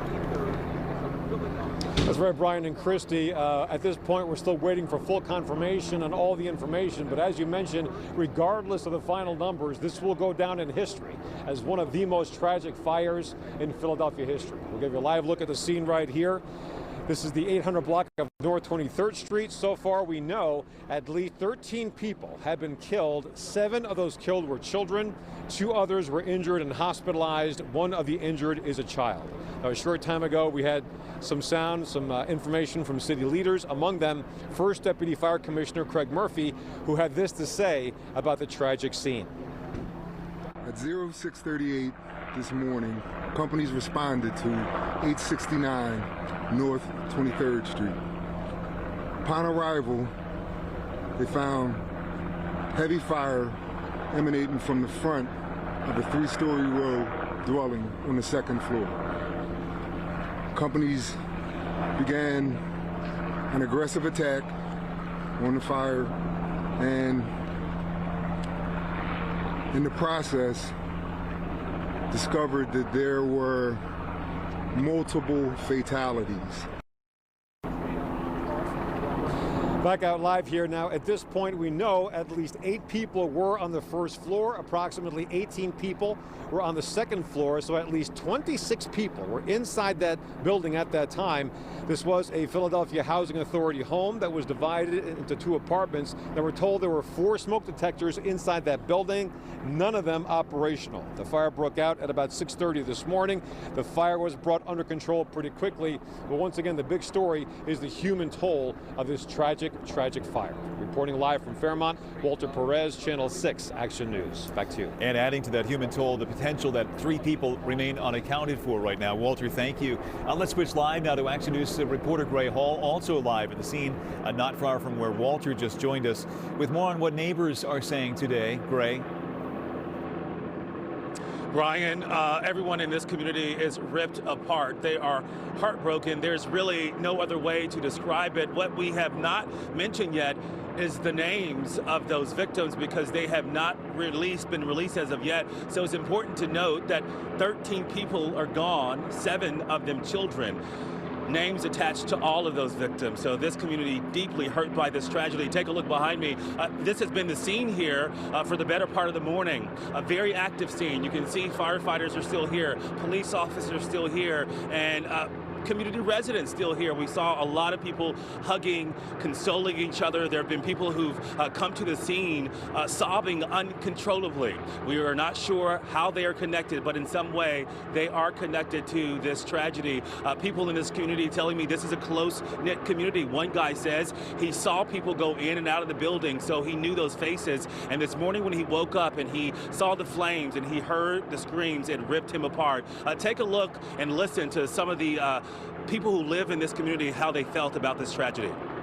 This woke me up immediately, so came down and flames and the fire trucks were here immediately. So for years now and seeing the faces, so it's just sad to think what might have happened. So just heartbreaking that one life is too many, but multiple lives is heart-wrenching. Just terrible. I just figured it was a routine call of sorts, but when I saw multiple fire trucks, several ambulances, I walked outside and eventually I saw that this was the entire building. Their building over there was on fire. So I was like, okay, this was severe. So it caught fast and it traveled throughout the home pretty fast, it looks like, from what I saw. And you're right. Okay, Caroline. All right, so back out live again. This is going to be an active situation, probably pretty much all day. But to kind of put this into perspective on the emotional front of this, you had a deputy fire commissioner who's been on the job for some 35 years. That commissioner, deputy commissioner, saying he's never seen a fire this devastating. And what really touches your heart, any life lost is one too many, right? But when you hear that 7 kids died in this fire, that takes it to an entirely new level. But again, this is a scene here. People continue to show up to this scene. We're not sure how they are connected, but again, they are connected in some way. And the deputy commissioner also saying this is still a recovery situation. So unfortunately, there is that possibility that more lives may be lost. That's hard to believe, but right now we can report again 13 people dying in this tragedy. 7, unfortunately, are kids. Brian and Christy. And that long perspective from the fire chief just adding to the devastation of the situation and driving it home for all of us once again. Great, thank you. That's the situation on the ground. Let's give you a live look from the vantage point of Chopper 6 flying live over the scene. It has been, as you might guess, a very, very active scene since early this morning when those flames first broke out. Just about sometime before 6:30. Right now, many crews remain on the scene. They are members of the fire department, ATF, police officers as well, combing through what remains of that structure right now and doing so very carefully, given that that structure is very likely compromised on the inside. It still remains a situation where there are victims on the ground inside that building, and there still remains the very real threat of that fire sparking once again. Chopper 6 giving you that perspective live here at 12:07 this afternoon. And we want to show you some other viewer video from early this morning from another neighbor. You can see thick black smoke billowing from a row home on the 800 block of, well, not black smoke here. This is actually, looks like the fire was pretty much contained at this point. But it is on the 800 block of Ogden Street before the sun came up, followed by a daytime view of the scene as firefighters doused hot spots. Let's go over now to a different vantage point with Chad Perdelli joining us live now at Fairmount. The big question about this for me, aside from the identity of these individuals, is the fact that there were smoke detectors inside, but they were not operable. And Philadelphia Housing Authority says that they do annual inspections. That's right, Chrissy. I mean, obviously, anytime there's a fatality, you're always wondering how could it have been prevented. When you're dealing with so many fatalities like we're dealing with here, the questions immediately arise. How did this happen? How could it have been prevented? Well, this home is owned by the Philadelphia Housing Authority. A spokesperson for the Housing Authority did talk to us. He says there have been annual inspections for smoke detectors, one in 2019, one in 2020, and the last one in May of 2021. I'm told there were 3 working smoke detectors in each unit, 6 total. And, they were having those annual inspections. Now, here's a little bit more from a spokesperson from the Philadelphia Housing Authority as he discusses more on what they've done over the past couple of years. The most recent inspection on the B unit was on May 5th and on 2021, and at that time we had 6 smoke detectors and 3 carbon monoxide working. And we actually had to replace 2 batteries and 2 smoke detectors were all replaced. So on the previous inspection on 9/28/2019, we also had to replace smoke detectors again in the same unit.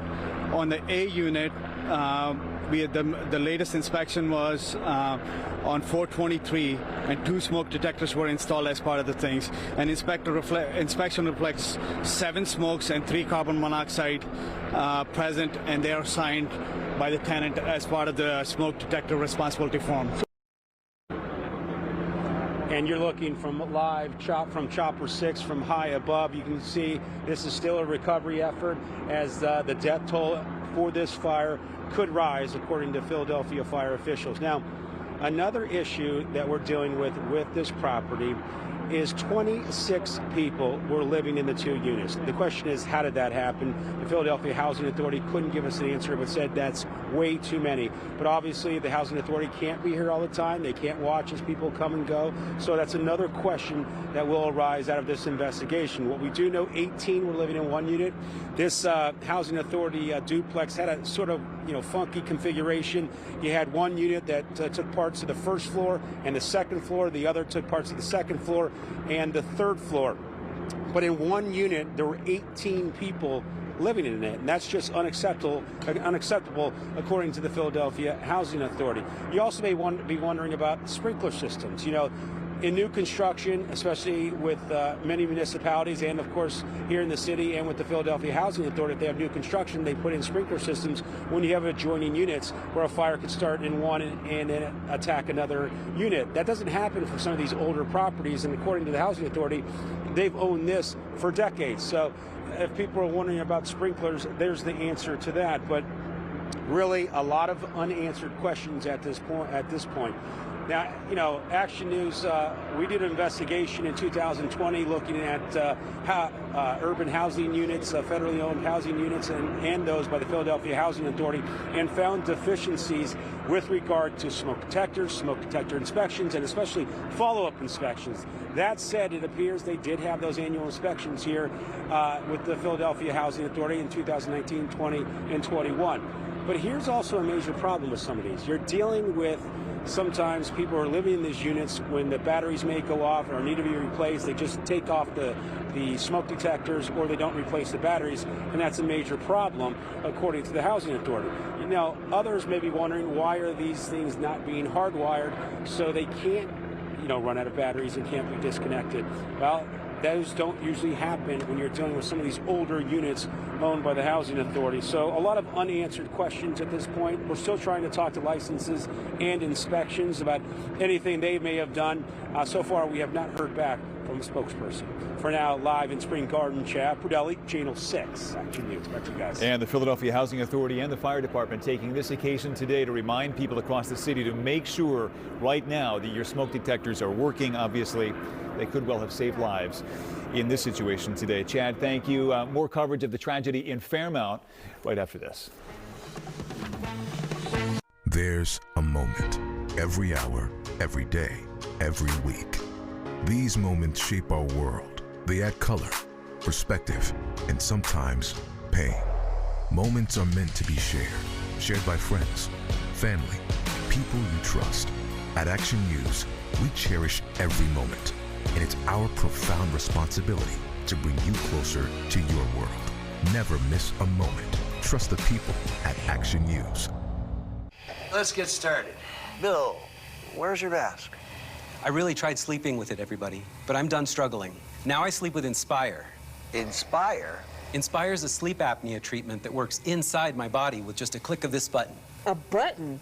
No mask? No hose? Just sleep. Yeah, but you need the hose, you need the air, you need the... Inspire. Sleep apnea innovation. Learn more at inspiresleep.com. Hello, I'm John Schaefer with Universal Dentistry. And with the holidays just around the corner, our to-do list is filling up with all kinds of things. Family gatherings, fixing up the house, and I have a suggestion. How about fixing up your smile?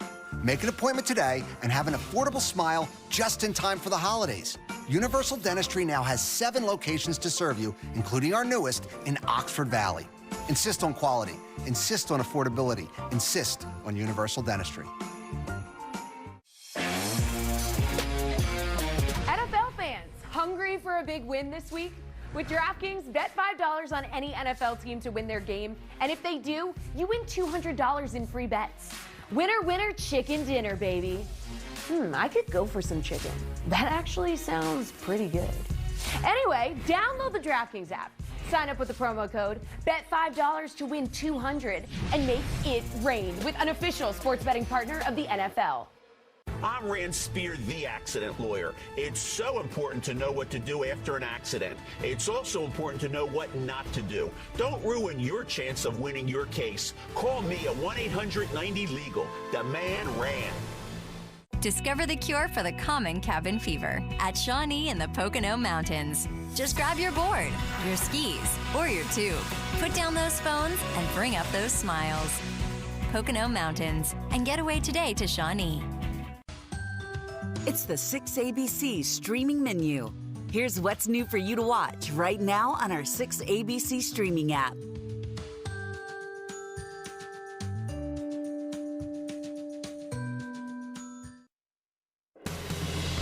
Good afternoon once again, everyone. Brian Taff along with Christy Aletto here as we continue our coverage of that horrific and historically devastating situation that played out this morning in Philadelphia's Fairmount neighborhood. That's right. Chopper 6 is live over the 800 block of North 23rd Street, where 13 people, including 7 children, were killed this morning. You can see fire investigators on scene. Earlier, we saw them dousing the remnants, what looked like clothing, coming out of the first floor unit. Trying to make sure that there were no embers, also trying to make sure that there are no hot spots inside of that building. Action News reporter Catherine Scott has been on that scene really all morning long since shortly after those flames broke out today. She joins us now live with an update. Catherine. Guys, it's just so difficult to absorb. It's just a staggering number of victims here. Some family members, loved ones, they've showed up here. It's just overwhelming for everyone involved here. You can see they're going in trying to get more answers, trying to learn more about what happened this morning. Keep these babies in your prayers. That's what the mayor said when he addressed the media this morning. He showed up right before 9:30. He spoke around 10:45, confirming what we knew from sources, that 13 people had perished, including 7 children. 2 more people were injured. The recovery effort continues. Nearly 6 hours later, we've seen relatives shown up consumed with grief, heaving sobs, just uncomprehending what's happening here, the reality of this situation. People who know them from the block, from running around and playing and smiling and laughing, they can't believe that this is the scene today. This is traumatic for everyone. The survivors, the families, the first responders. Any fatal fire is traumatic, let alone when there are 13 people who died, 7 of them children. You need to imagine there'd be counseling for the first responders. I did reach out to the school district. We're hearing some of the children attended a local elementary school, so I reached out to ask about counseling in schools, but you can imagine that will be underway as well. Neighbors woke up this morning to screams and sirens, smoke, and just pure terror. So many people trapped inside this row home at 23rd and Ogden. One neighbor tells me she felt how cold it was and started handing out blankets. I think it was around 6:30. I pulled my boyfriend out of bed and was like, there's a fire somewhere. So we came outside and I saw the flames billowing out from the second story window. And then I honestly can't even remember if the fire trucks were there already, but they very quickly, many more came. Yeah, I know these neighbors, so there's several kids that attend Bash Martin right here. They're always outside in the warm weather playing, and I walk by just on a daily basis and say hi. It's devastating, and I think I'm still in shock, so. I'm back here live where you're taking a look at the first responders, the police, the fire department, all the different authorities who remain on the scene here hours after this fire began. Of course, the cause remains under investigation. Guys.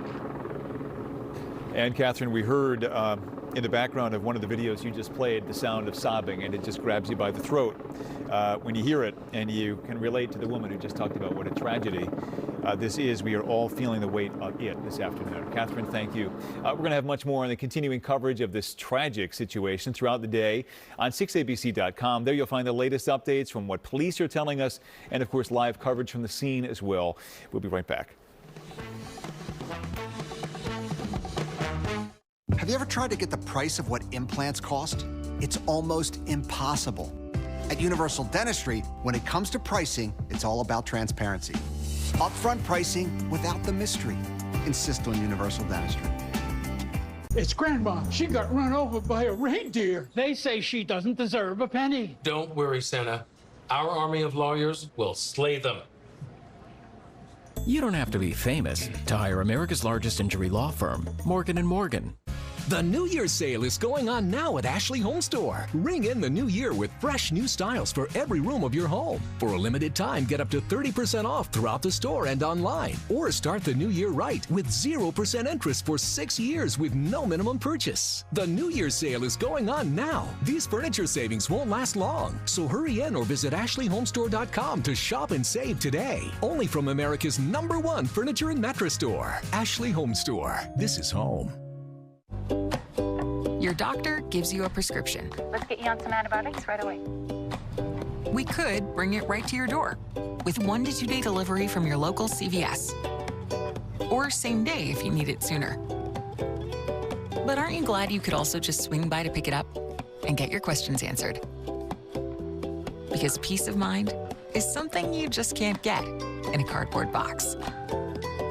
That's how healthier happens together with CVS.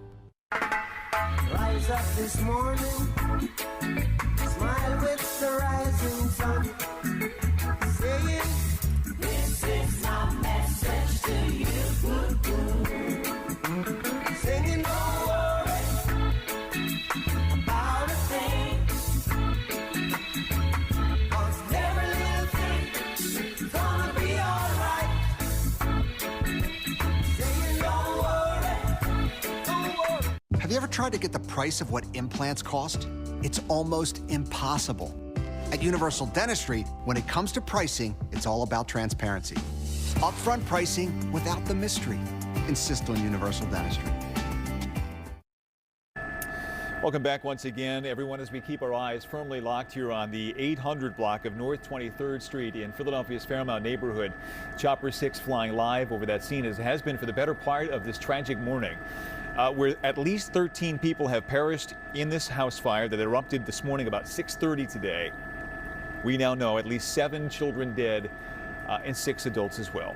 That's right. And the big question, aside from their identities and putting a face with a name, is also about the smoke detectors. We know that there were 6 inside. None of them were operable.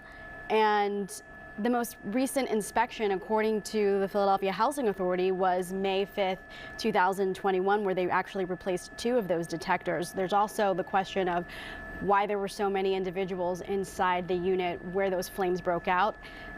Investigators said that there were 18.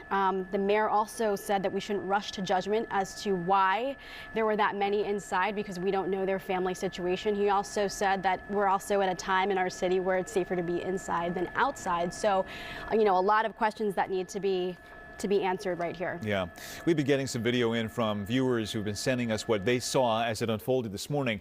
This is the first perspective we've gotten like this. Devin Swanson capturing this footage from 22nd in Ogden after waking up to the sound of screams. That about 6:40 this morning, and you can see that glow of the flames. This was very intense.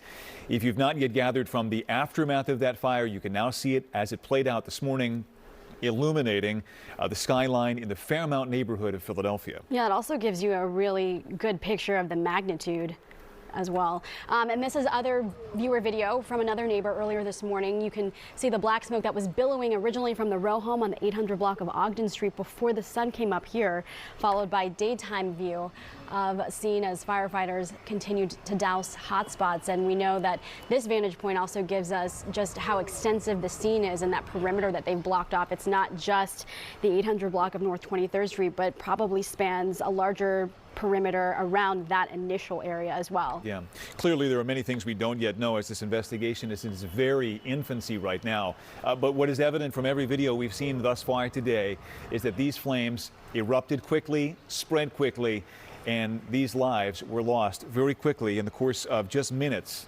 early this morning, just after 6:30 a.m. today. Action News will be right back. Klein and Spector.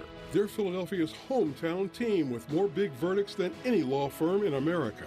Why? Because they're available 7 days a week, because they care about their clients and our community, and because they have 5 doctor lawyers, the most of any firm in the country. No wonder the Philadelphia Inquirer says they're one of the country's leading personal injury firms. Klein and Spector, of Philadelphia, by Philadelphia, for the people of Philadelphia. 2005, Universal Dentistry opened its first office, and today, 17 years later, our mission remains the same. Deliver high-quality dental work with affordable pricing. We knew then, and we know now, that your dental care shouldn't break the bank. Dentures from $4.99, crowns just $5.99, and implants $9.99. Call the number on your screen now, and we can start your procedure immediately. Insist on quality. Insist on affordability. Insist on Universal Dentistry. We hit the bike trails every weekend. Jingles doesn't care. I grow all my own vegetables. Shingles doesn't care. We've still got the best moves you've ever seen. Good for you, but Shingles doesn't care. Because 1 in 3 people will get shingles. You need protection. But no matter how healthy you feel, your immune system declines as you age, increasing your risk for getting shingles. So what can protect you? Shingrix protects. You can protect yourself from shingles with a vaccine proven to be over 90% effective. Shingrix is a vaccine used to prevent shingles in adults 50 years and older. Shingrix does not protect everyone and is not for those with severe allergic reactions to its ingredients or to a previous dose. An increased risk of Guillain-Barré syndrome was observed after getting Shingrix. Fainting can also happen. The most common side effects are pain, redness and swelling at the injection site, muscle pain, tiredness, headache, shivering, fever, and upset stomach. Ask your pharmacist or doctor about Shingrix. Shingles doesn't care, but you should. The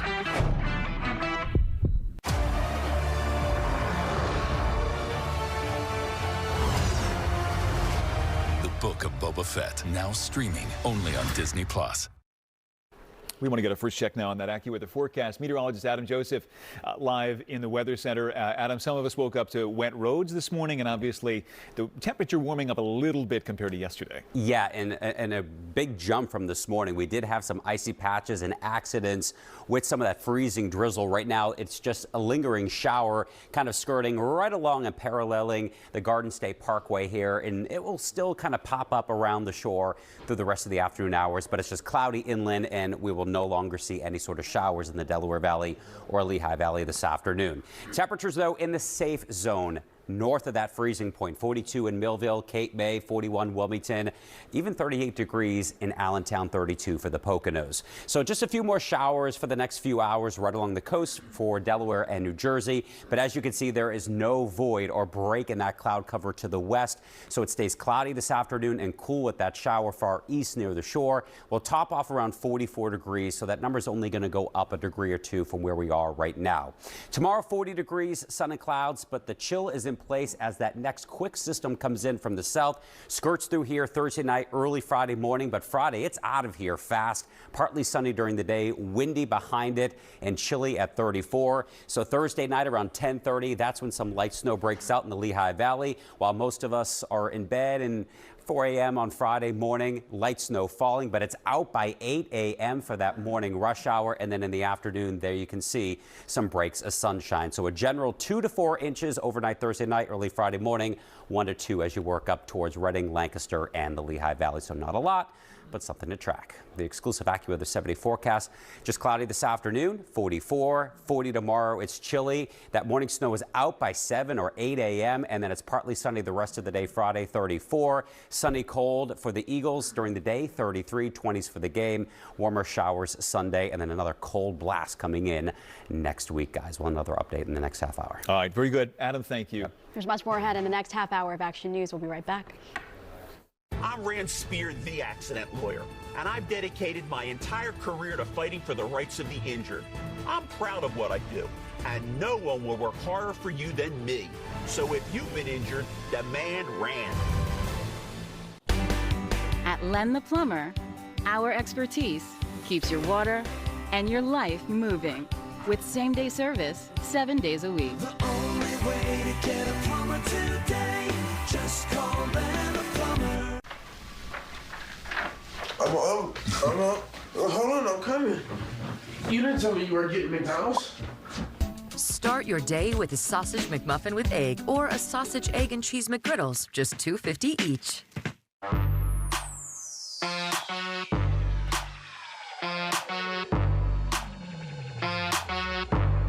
Play your way with PA Lottery online and get up to a $500 deposit match today. You are not just watching a performance. You are witnessing a culture reborn. Now, you'll see what the modern world has never seen. China, before communism. Live on stage, Shenyun 2022. Coming to Miriam Theater, February 19th through the 27th. Tickets at shenyun.com or call 844-888-SHOW. Action News at 12:30 continues. Hello again, 12:30 now. Sarah's off here today and Christy Aletto joins us this half hour. Our breaking news continues now on that tragedy that struck Philadelphia early this morning. A duplex in the Fairmount neighborhood in Philadelphia up in flames. In the end here, at least 13 lives lost, 7 of them children. That's right. 6 adults also lost their lives when they couldn't escape the flames. City officials were emotional when they talked about the immense devastation. The grief. Losing so many kids is just devastating. It's a sad, sad day for both the Philadelphia Fire Department and the citizens of the city of Philadelphia. The grieving for the lives lost has only just begun, and now officials are working to find out how all of this happened. Our team coverage continues right now. Several reporters on the scene, including Gray Hall and Walter Perez. Walter, let's begin with you right now.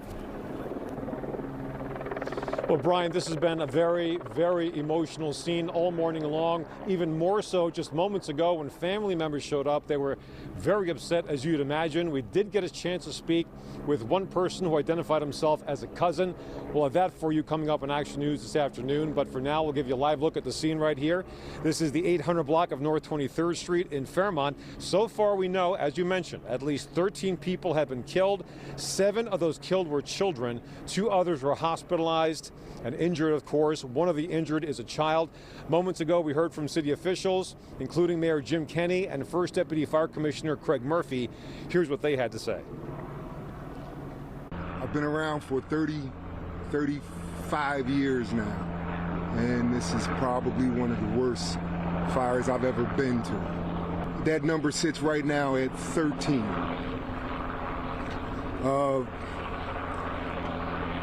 We also had 8 people self-evacuate. This dwelling was a duplex. The first floor had the first floor and the rear of the second floor, and the second floor had the front of the second floor and the third floor.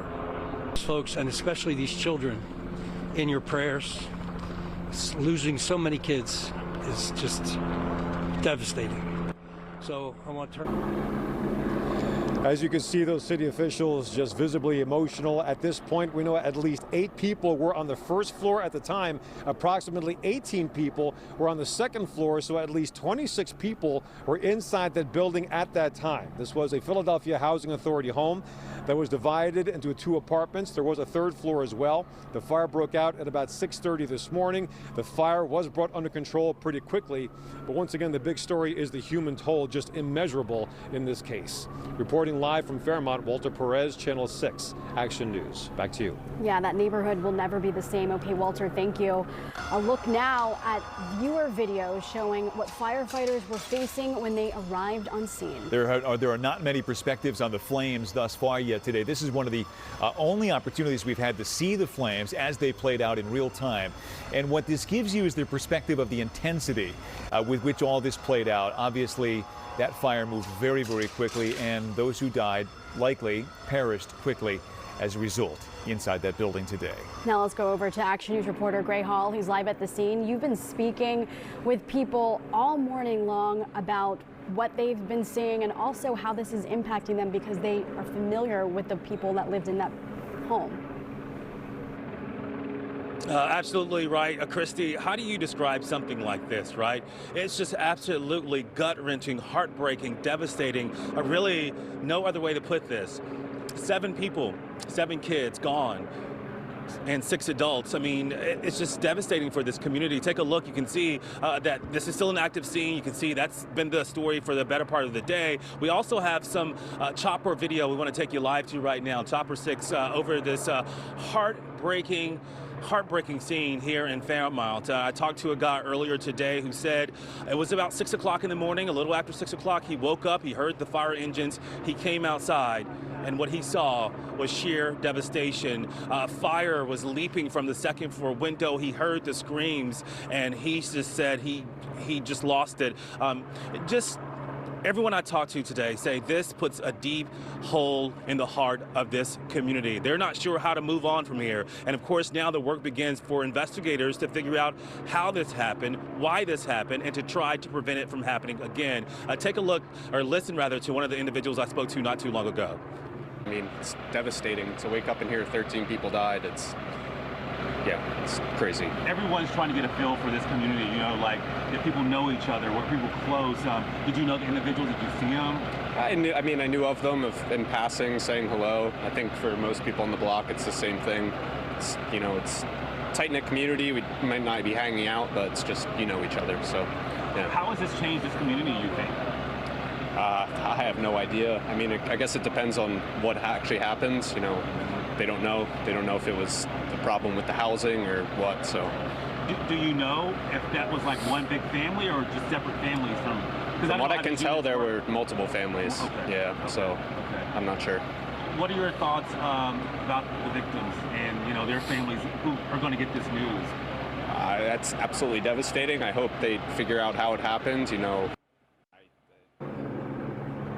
All right, so back out live, just a sheer sadness over this neighborhood. And I tell you that if you were here, seeing the people that live here, talking to the firefighters, you can feel the pain and the hurt in this community. Again, so far, firefighters, investigators have not released the names of those victims, but I think it's so important to remember that 13, not just a number. These are lives that are forever gone now, and heartbreakingly, 7 children. I can tell you not too long ago, there was a gentleman that came up to the rope here and was talking to the officer, and he said, I think my grandson was among the victims.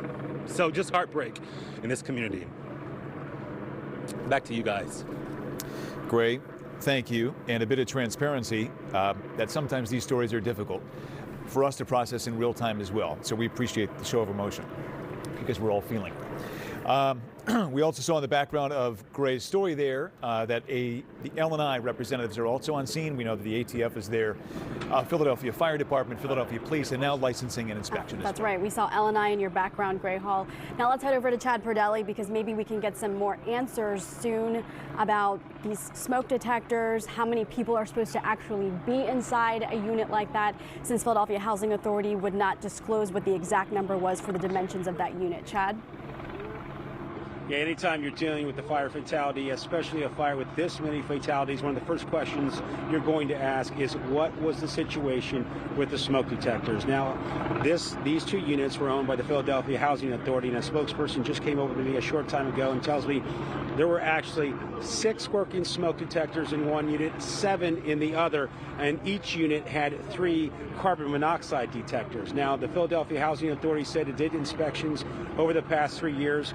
The last one in May of 2021, and there were working smoke detectors. That spokesperson also tells me that in several of their inspections, they did need to replace batteries in existing smoke detectors, get them up and operational. But like you mentioned, Christy, another main question is how was it that so many people were living in these 2 units? One unit, there were 8 people living in that unit. That may not be a stretch considering these are 4-bedroom units. But 18 were living in that other unit. The Philadelphia Housing Authority says that's clearly too many people. Here's that spokesperson with a little more information.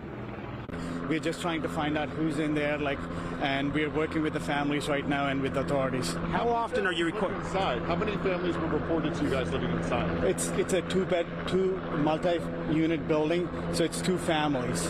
Do you think how many bedrooms were living in there?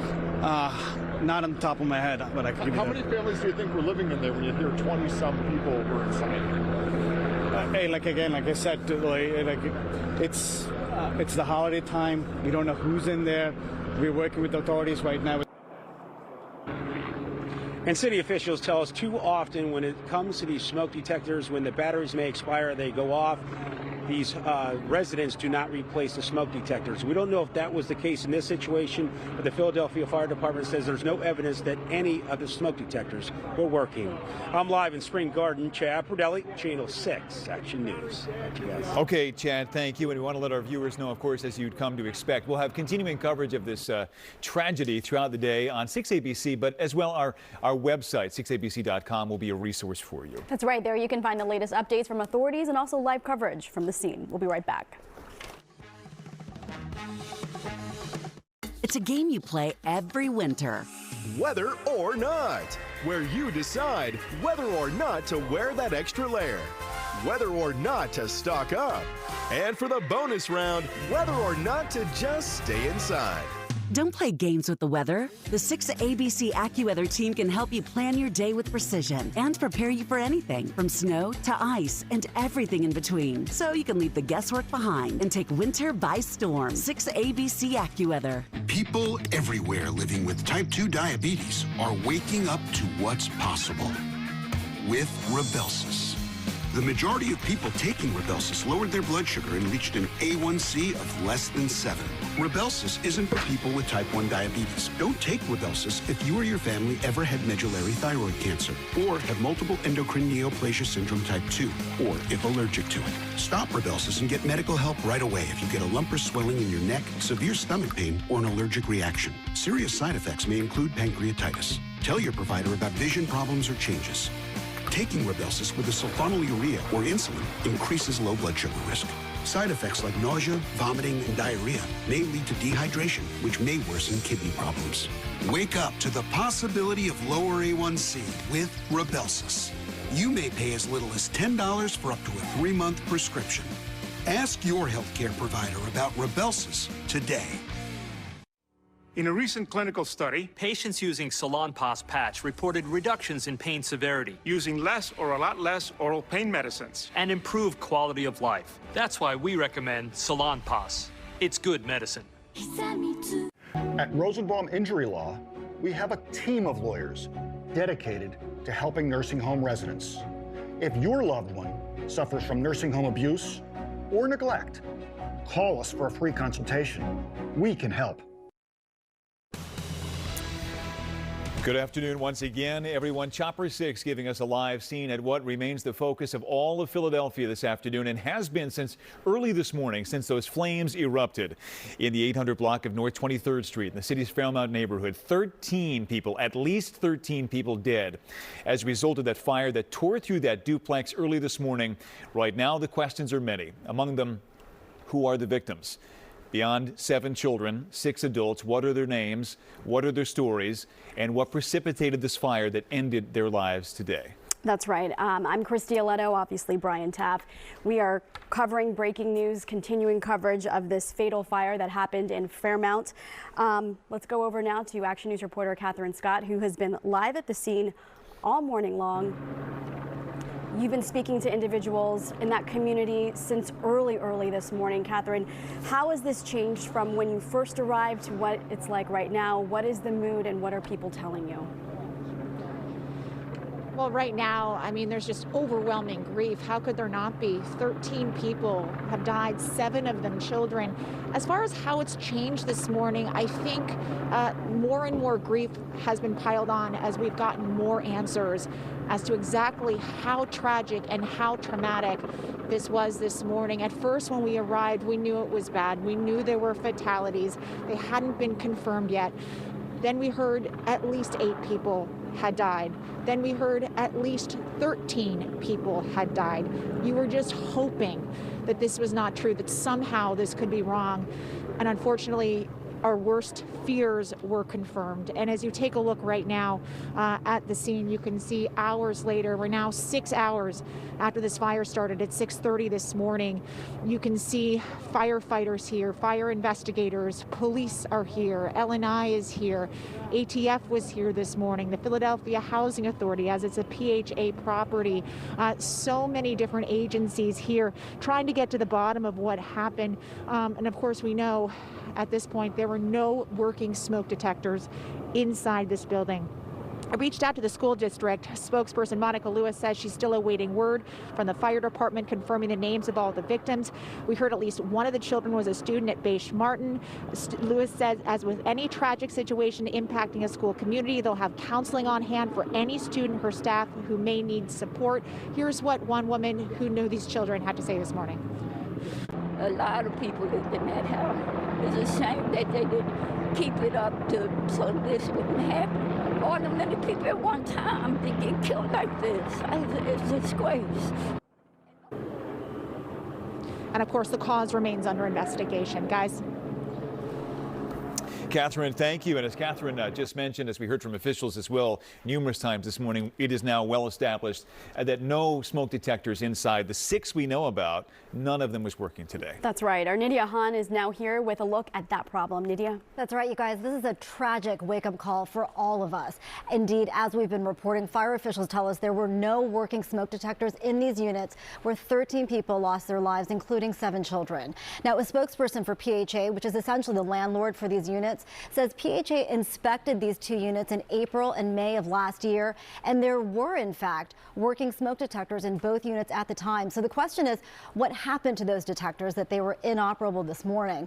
And again, this is a very sad lesson about fire safety for every single one of us. And for those of you at home right now wondering, how do I protect my loved ones, prevent something like this from happening to my family, this is what you need to know. There are 2 different kinds of smoke detectors, and you need to be aware of which you have. You can get a smoke detector that's hardwired. The batteries in those last 10 years and cannot be removed. If you have one of those hardwired detectors, the entire detector needs to be replaced every decade. The other option, the cheaper option, is the kind of smoke detector that has removable batteries. If you have one of these, you need to make sure the batteries are replaced twice a year. That's the recommendation. We say a good time to do that is when we switch to daylight saving time and then back again. And PHA did make a plea today to everyone to be safe. Please don't tamper with the smoke detectors and don't take the batteries out for any reason. And we want to take this opportunity to remind people about fire safety in general. Of course, on Christmas morning, we had that devastating fire in Bucks County that claimed the lives of a father and his 2 young boys, 11-year-old Liam and 8-year-old Patrick. Fire officials confirm again this morning that they believe that fire was ignited by lights on a Christmas tree. So if you have a Christmas tree in your home, it is likely dry by now. Please make sure the lights on them are off and get rid of that tree as soon as you can. Also, as the weather gets colder, we know more people are using space heaters. I just set one up for my dad today. They do make me nervous. Please put those on timers and make sure they have automatic shutoffs when they become too hot. And finally, have an evacuation plan for a fire emergency. Know all of your options for getting out. It's also a good idea to see about getting a home sprinkler system. Now, some new row homes in Philadelphia are required to have them. And going back to those smoke alarms, make sure you have enough of them. 6ABC has had a long-standing partnership with the Philadelphia Fire Department to provide smoke detectors to people who need them. We're putting more information on that on our website. It's called Operation Save the Life, a very important campaign. All of that information on 6abc.com. Guys, back to you. Yeah, Nydia, critically important information. As I shared with Christy earlier today off the air, this has been top of mind in my own home, as we've talked about over the holidays with what happened in Bucks County. It's so critical to have a plan in your house. What would you do if flames broke out in your house? Would your kids know where to go? Right. In addition to the batteries and the smoke detectors, make a plan. Don't wait until it's too late. That's right. More Action News right after this. Stay tuned to learn more about Renewal by Andersen's Goodbye 2021 sales event. When you're having work done on your home, you want to do it right. But with so many window and patio door companies out there, how do you choose the best one?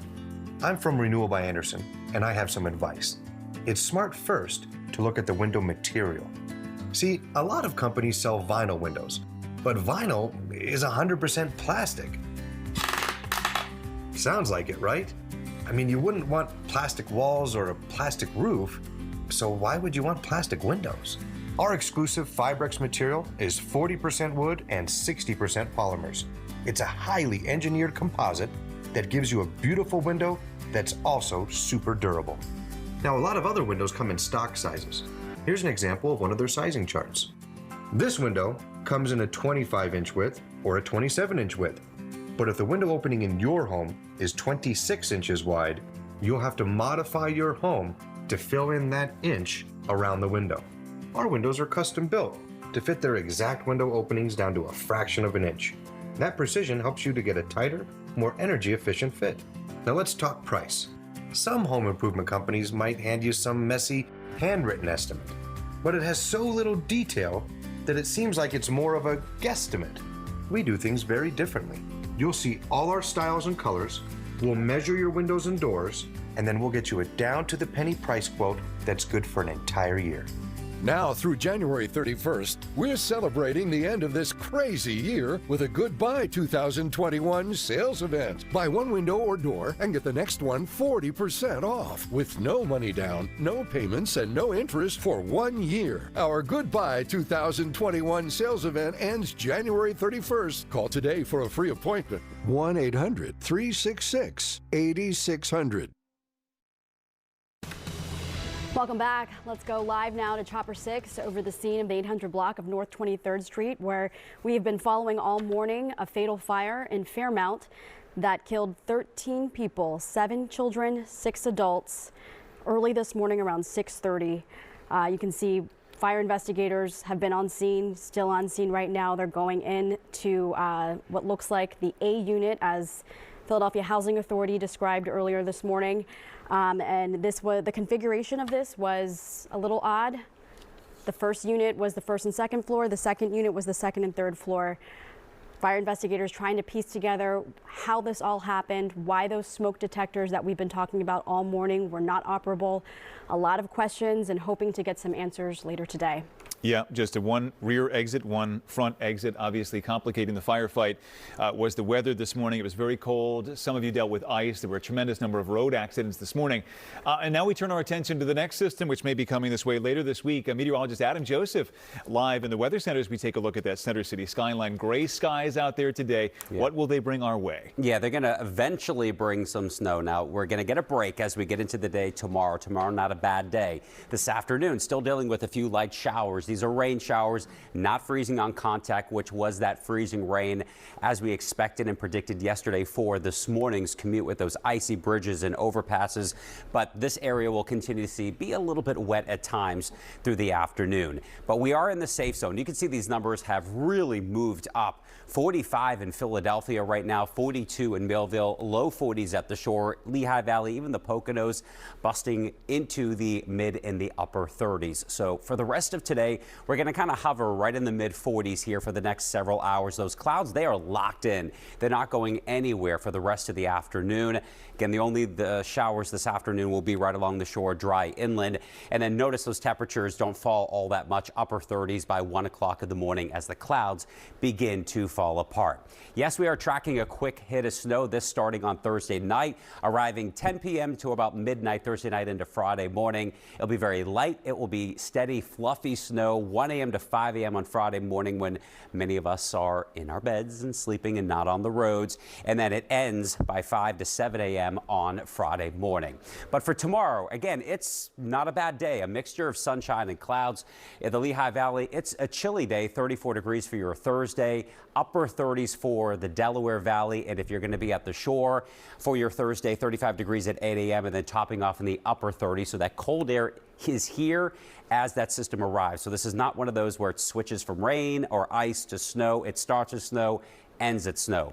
Here it is on Future Tracker at 10:30 Thursday night in the Lehigh Valley, Lancaster, Reading.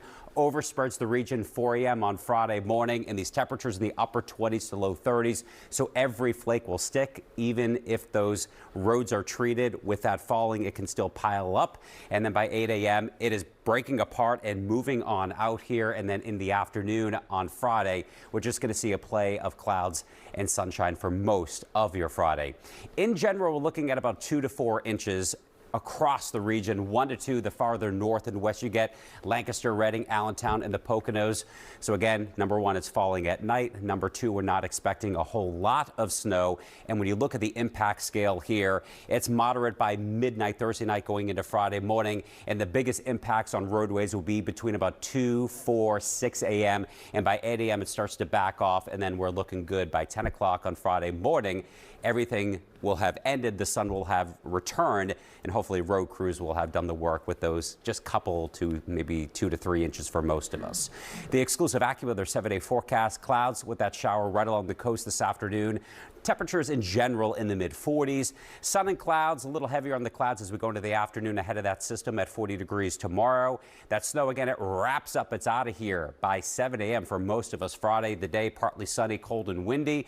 And that stays cold Saturday. A lot of sun, 33. Eagles in the 20s. More showers, warmer on Sunday before, guys, we really drop the bucket here in those temperature departments. 20s for highs by next Tuesday. Highs in the 20s. Okay, we've not seen much of that.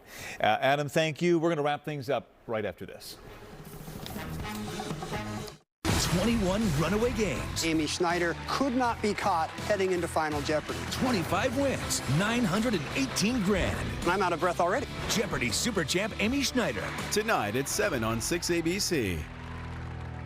Are you ready to make junk disappear? I am so looking forward to this. We make junk disappear. All you have to do is point.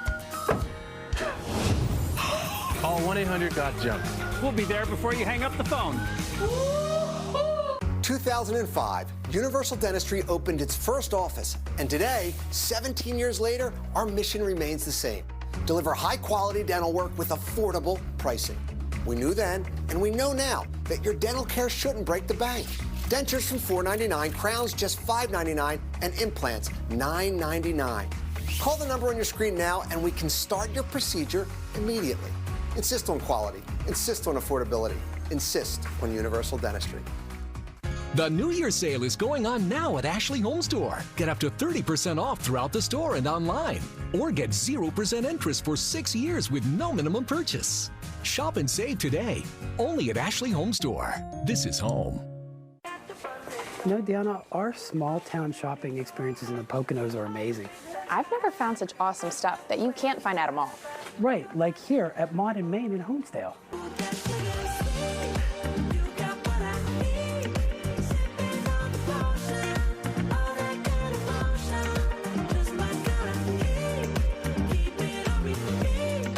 Our towns may be small, but they're big on feel. Find us at PoconoMountains.com. Are you ready to make junk disappear? I am so looking forward to this. We make junk disappear. All you have to do is point. Call 1-800-GOT-JUNK.